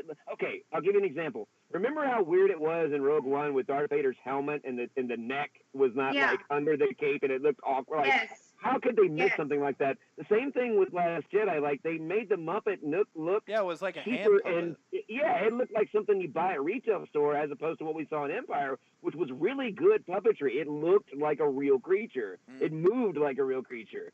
And then in Last Jedi, it looks like a freaking puppet. Yeah. And I was on one hand, I was happy it was a puppet, but on the other hand, I was like, we've come a long way in puppetry since Empire Strikes Back came out. How did they mess this up? Yeah, no. Right, and The Rancor, that's some of the best, smoothest stop motion animation I've ever seen in a movie. Short of what they didn't show us from Jurassic Park, which what they were originally going to do in Jurassic Park. Like it was a really good. I mean, the chains on the hands, the claws, the breathing, the head moving up and down, the eyes, the mouth, the saliva coming out. I mean, it was freaking crazy good. And that's why John Consider went. Yoda in The Empire Strikes Back. He does still make those faces, and he does still make those faces. Yeah, it looks so much better in Empire. Callum, but John's it's point over, is buddy. it's the consistency of his image versus yours, where there's no consistency. Right. Ron? The wizards shall have it. Come back. Ron? But my vote's John. Ron, listen. I want Speak you to to me. lead an army of sand people.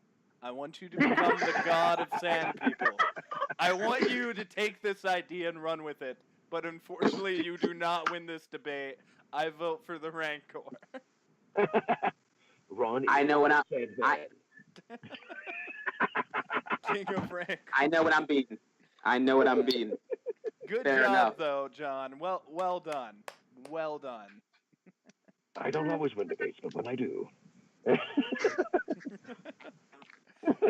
So we do have one last topic, and that's the improv topic, which our director has given us. So I will read it off for the first time right now, as soon as I can bring it up. All right. My improv topic. If you were the star of an old Western flick, who would you want in your posse / co-stars? Only pick actors. Ooh. What? Oh, yeah, John Wayne, definitely. John Wayne is a good if we're choice, John. if we're talking old school Western, yeah, John freaking Wayne has got to be in there. Let's limit it to a posse of 5 people, just to keep this kind of. I don't know if I can name 5 people, but definitely Sidney Poitier, Jimmy Stewart, Okay. John Wayne, Dean. What is Dean's name? The young, I can't remember his last name. James Dean. James Dean. James Dean. And The porn Gregory star? Peck. Gregory. No, James Dean. The Oh, guy okay. who drove the car. Yeah. I And thought Gregory James Peck. Dean I was a think I would- porn star. My bad. There's a porn star named Maybe James he Dean. is, but James Dean was actually a classic actor. He died really young, and Oh, he okay. drove all the cool cars. Wow, yeah, way to make me feel like an Gregory- asshole, John. Gregory Peck, That's just because his Gregory job. Peck had an amazing voice, and I just loved his overall. I think that would be a great freaking posse right there. Oh, yeah. I agree, dude. That's a good posse. If I was able to add a 6th character, I can't remember his name, but the guy who always talked like this in every one of them Western movies, I just like the way he talks, Okay, I have a question, and I'm gonna ask our director because he's in the room. Do they have to be alive? Okay.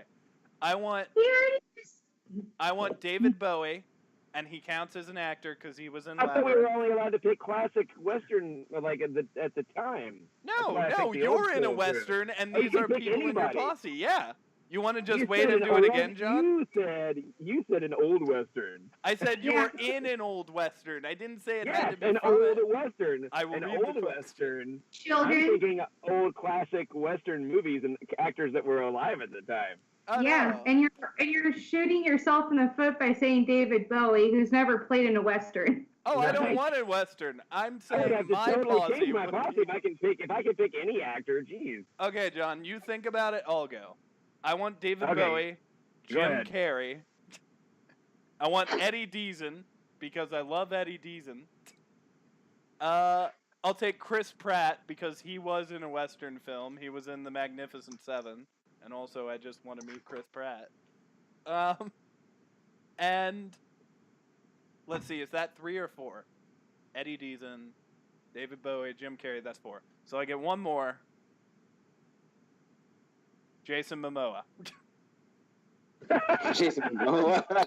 Yeah, and you know That's a why? weird one. Because Jason Momoa would be like my muscle. I'd be just sitting in like the saloon playing cards with Chris Pratt, and then some bad guy would walk up. Let's say, what's that one actor who was in Lord of the Rings and The Matrix? Hugo Weaving. Yeah, Hugo Weaving. He can be the villain. No. He just walks up and wants my money. I would never. I would kill him just for his freaking bad American accent. Yeah. He would come up, he'd want my money, and I'd be like, get him, Aquaman. And then Jason Momoa would just kill him without moving much at all. So that's my posse. Jason Momoa, Jim Carrey, David Bowie, Eddie Deason, and the other one I said. Oh, God. Okay. I have a revised list now. Chris Pratt. Go I ahead. was gonna say Chris Pratt until you took him, but I've got others. Go Gene ahead. Hackman, Sam Elliott, Leonardo DiCaprio, Sam Elliott. Ah, Ving Rhames, and definitely Chris Hemsworth, because he's my muscle. Oh, Jason Momoa versus Chris Hemsworth. I want to see that. Dang you, fight. John. I was gonna say the Man in Black from Westworld, but he's not technically in that movie, so. Dang you, John, taking Sam Elliott. Dang it. Sam Elliott, dude, his freaking boy, he is a Western. I know. No, Sam Elliott. But I thought it was something better than Sam Elliott. Have you guys ever seen The Hero? Yes. Yes. I love that scene where he's like, say platinum cookies, the real good shit. And he's like, platinum cookies, the real good shit. And I'm like, that's awesome. That's what all my friends make me do anyway. Say some. When he popped up in The Big Lebowski, I was just confused for 2 solid minutes. I was gonna pick Jeff Bridges, but he's so slow and old. He does have a great cowboy voice. He's been doing it for 8 movies now. So.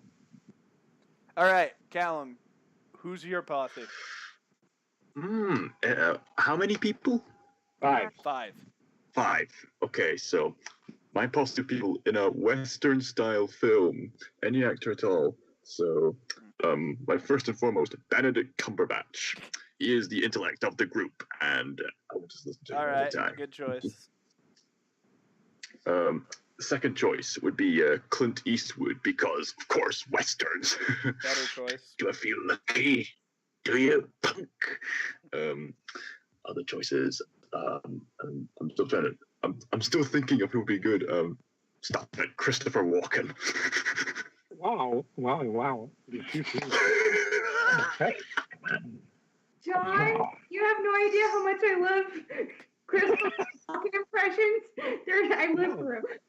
Oh, well, you're in for a real treat. Look at your day job. More cowbell. Oh, you know what time it is, Mal.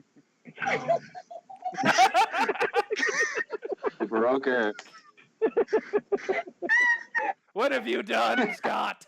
What have you done? Get some pies and put some ice cream all over it. Oh, it was intentional. Good. Put some on your head. All right, you have 2 more people, Scott. So Benedict Cumberbatch, Clint Eastwood, Christopher Walken. There was someone in my mind. Who was it? Liam Neeson. Liam Neeson. Liam Neeson. Good choice. Thank you. Liam Neeson. He has a particular set of skills. Particular set of skills that make me a nightmare for people like you. I was going to Batman, pick Cal. Denzel Washington, but I would rather have Denzel Washington from Equalizer than Denzel Washington from Magnificent Seven. You can have and the last one. Ooh, how about Idris Elba? Okay. Oh, that's a good choice. That will work. Yeah, I like that. Good call. Yeah, that is my posse. So who's your muscle? Weirdos. The muscle is Idris Elba. The intellect is Benedict Cumberbatch. The classic Western. The intellect Clint for Eastwood, mine is of course. Chris Pratt, so we're constantly getting into trouble. Oh, you're gonna get screwed. Your gang's gonna die. That's just all I Yeah, but we got Jason Momoa. Take so everything you just said and then and do my plan. Mel, go. Who's your posse? Okay. Charles Bronson.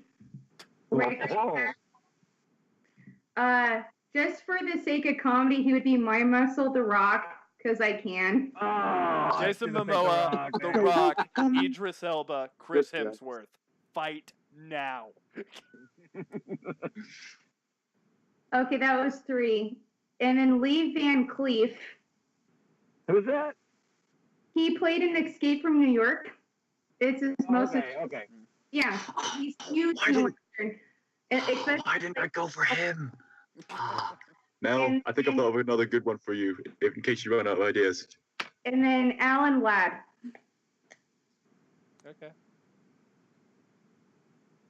For those who don't know, he played in Fame. Just for the heck of it, I'd have Danny McBride carrying all our stuff around, though.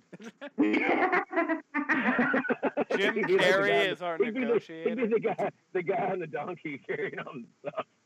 Hey guys, I think we can stop up here and take a break. I'm getting kind of tired. Oh, it's okay. We got one more thing for Ron to say. No, I'm saying that would be my okay. Danny McBride and my posse. Ron, you are trade horses. You are our final posse. I hope it's all of sand people.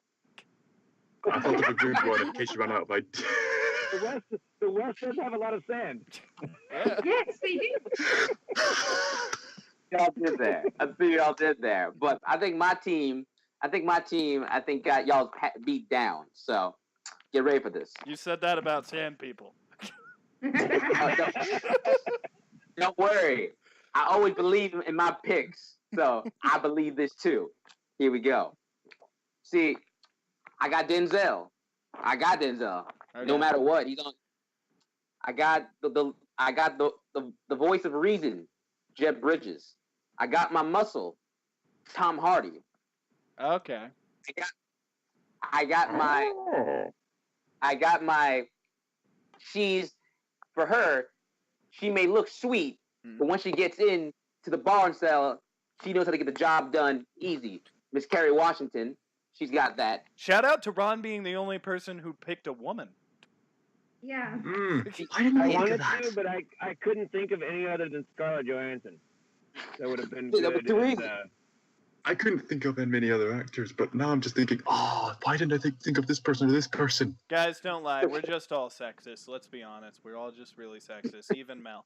Hey, you all are sexist. I'm a woman. I can play the sexist card. That's the thing that people from these days.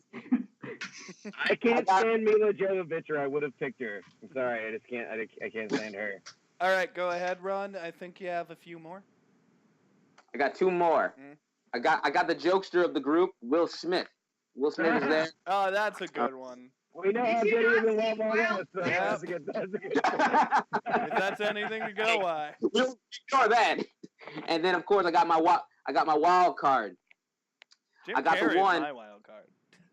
I got the one that I know he can take care of business, but sadly though, I think he might turn on me, but I got my close eye on him. Jamie Foxx. Okay, I could see it. I don't think that I'm torn between Ron and Mel's group, and I wish I had Gal Gadot because I just realized she would have been awesome. Can I just say, guys, there are two actors that I wish I came up with. First one, Harrison Ford, and the other one being Sigourney Weaver. I wish I came up with those two. Both are old and slow now. I would not have picked them. Winona Ryder could be pretty good. I think. Yeah. It'd be a different film. Yeah, she'd have been okay. I think Gal Gadot would have been freaking great. Oh, yeah. That's a good one. I wish I'd picked her. Our next improv question should have to do with females because we all ignored them today. Well, to be fair, I'm really bad. I'm lucky that I remembered the names I remembered. To be honest. The guy from I was one struggling film to come up with names. One thing at one time. That's usually what I say when it comes to actors' names. I just want to see Jason Momoa in a Western, guys. That'd be really cool, right? I'm sorry, but I can't. Ron's team is freaking good, and Mel, I can't. I like Ron's too. I think I liked Mel's as well, but I think Ron might have taken it for me. Although I'm very disappointed you didn't pick a Sam person. Will Smith, who did the Wild West movie. I would know that his group would die. All it woman's intuition. I do think that Denzel's a little too old for it. Yeah. But if he got the same Denzel we got in Equalizer, I would have been, because I kind of wanted to do that. But I'm like, well, I'm thinking of how old they are now. That's why I would say Harrison Ford, no thanks. Sigourney Weaver, Jeff Bridges. Jeff Bridges, too slow. He's got the accent down, but too slow. Maybe Sam Rockwell. But that's why I got the voice of reasons. I got the muscle. I got the strategist. Well, this one's not a debate, guys. I know, but still. you started poking, and I was just like, mine's better because I actually went through all my Rolodex. Let's hear why yours is better and let's hear why he thinks his is better. Okay, now it is a debate. You two You argue. guys have actually I'm lived. not. Like, I can see it. Mine doesn't pale. My pales in I'm comparison. voting for Callum's, though. I want to see Benedict Cumberbatch in a Western. Oh, Oh, they can bore me together with intellect. Oh, goody. Yeah, I think it's safe to say Benedict his Cumberbatch crappy wins with American intellect. Wait, what did you say, John? I said with his crappy American accent. Boo. Boo! Maybe he's doing a crappy Western accent. We don't know. Even worse. If you Look, here's the thing. American accent, you would be shitty as a Western American accent. See, I was gonna leave my Chris Hemsworth with the New Zealand accent because I think that's totally plausible. Right. Unless I wrote the script in that Benedict Cumberbatch's character doesn't say too much. Doesn't matter. You're wasting That your doesn't say- Cumberbatch. It says nothing. How does he show his intelligence No. if he never says anything? He's going to show him doing smart things. He's the most intellectual guy in the group. Well, Ferb from Phineas and Does Ferb was really smart things. smart, and look at him. He didn't talk a Mhm. lot. And he was British too. Anyone seen the new Jane Eyre? All right, Ron, Mel, argue. Mel first, I guess, because she cares. Own one.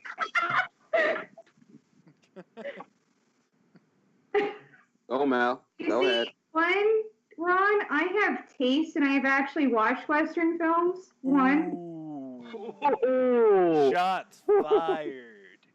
Keep going. Keep going.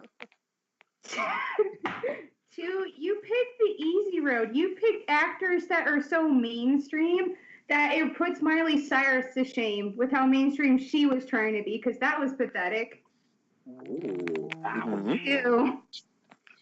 And second, no, I do agree with John. If you pick some of these actors, when they were hitting certain eras, you would have won. But you see, my guys are dead, so I can make up whatever age they were, and they were at their prime when Westerns were good.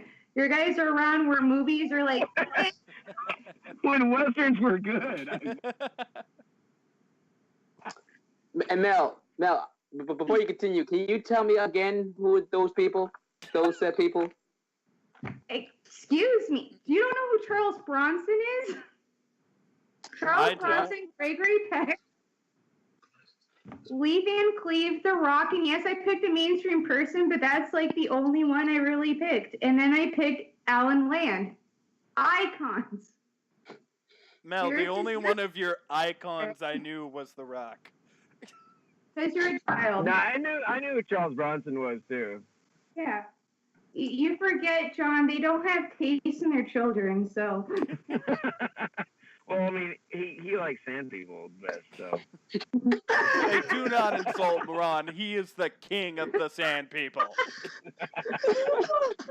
He's the sand. That's going to be the running joke in this show. I gotta breathe. Mel, you done? No, you can go ahead, because either way, you were the one who tried convincing that sand people was the coolest, so I know that this won't be a You competition. can't use his other argument against his current argument. That's Doesn't matter. All right, Ron. nice try, though. This is your chance. Okay. All right, Mel. Yeah, okay. Like you said, your people. Who? All right. And I know Mr. Dwayne. I know Dwayne. Besides him.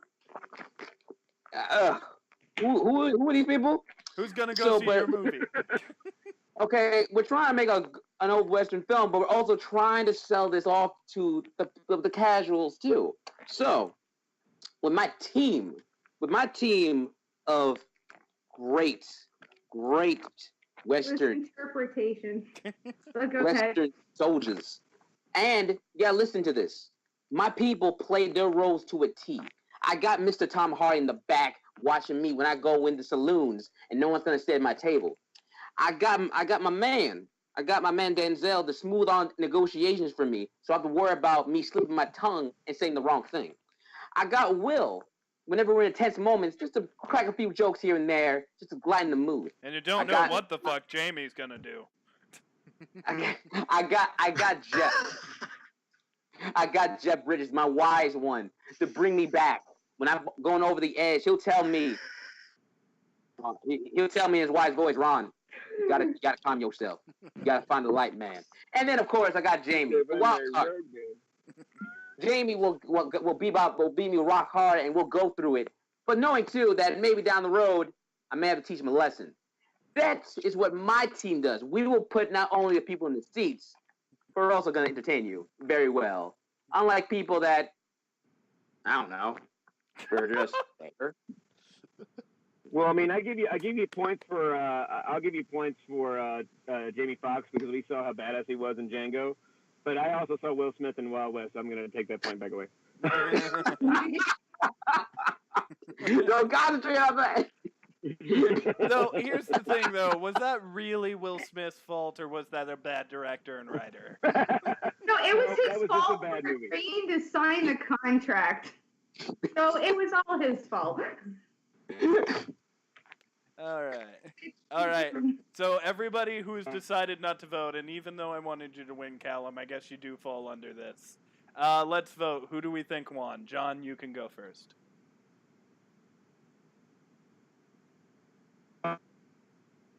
Hello?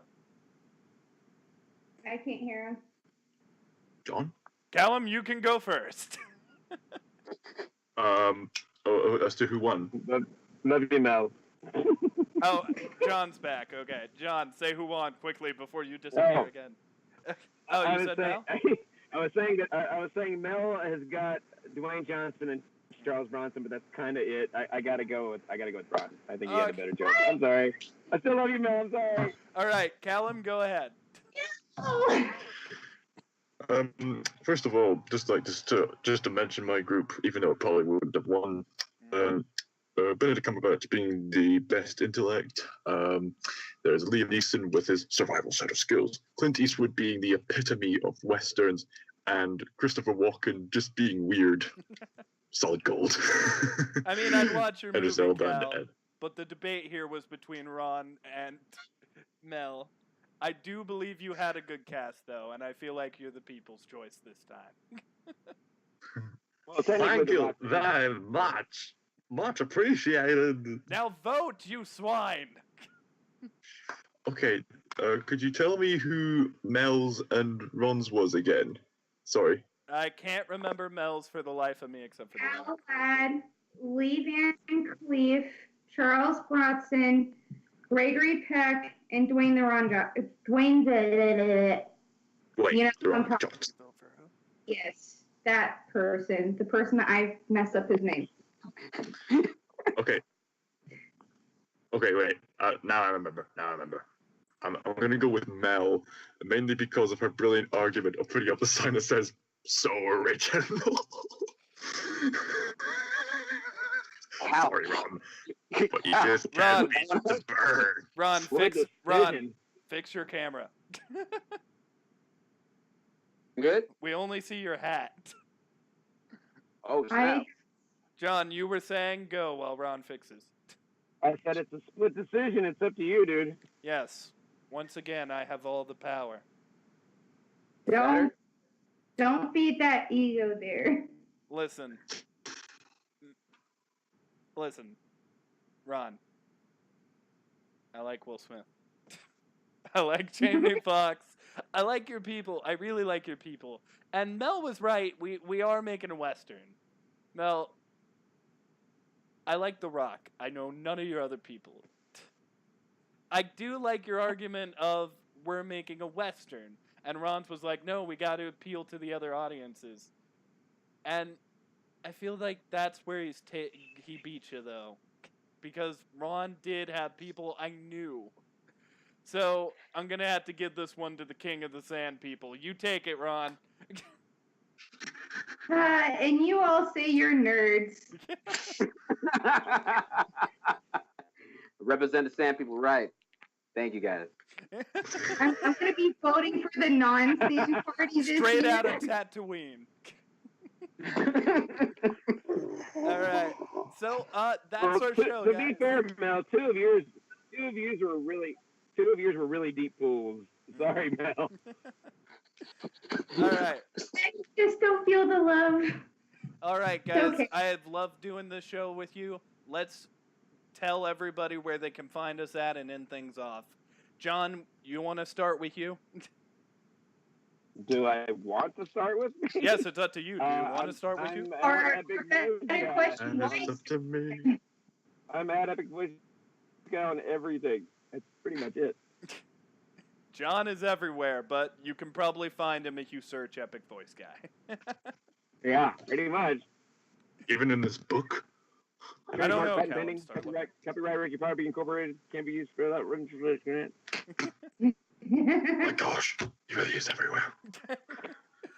Callum, where can we find you at, my beautiful friend? Of course, you can find me on Stardust, but of course, I also have my own YouTube channel called Scotswizard. That's where you can find me. Thanks, Cal. Ron, where can we see you chilling at? You can find me on Stardust as I'm Just Ron. You can check me out on Instagram at just Ron_10. And if you got a little Twitter, you got that Twitter? I'm Ron 10. I also have Instagram where I'm called McCritchie Callum. My real name is Callum McCritchie. I'm giving away my secret identity. Where you got to keep the brand the same across the board, guys. It makes it a lot easier. Mel, where can we find you at? You can find me in the most specialist place ever, under a rock. Best place. No, you can like just Cruella de Vil?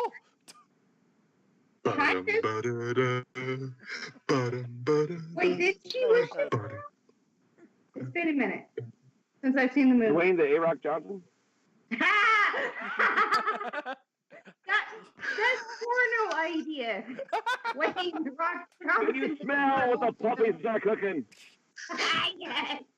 All right, Mel. Where else? Instagram, Stardust. That's it right now until I decide if I want to be more social ever in my life.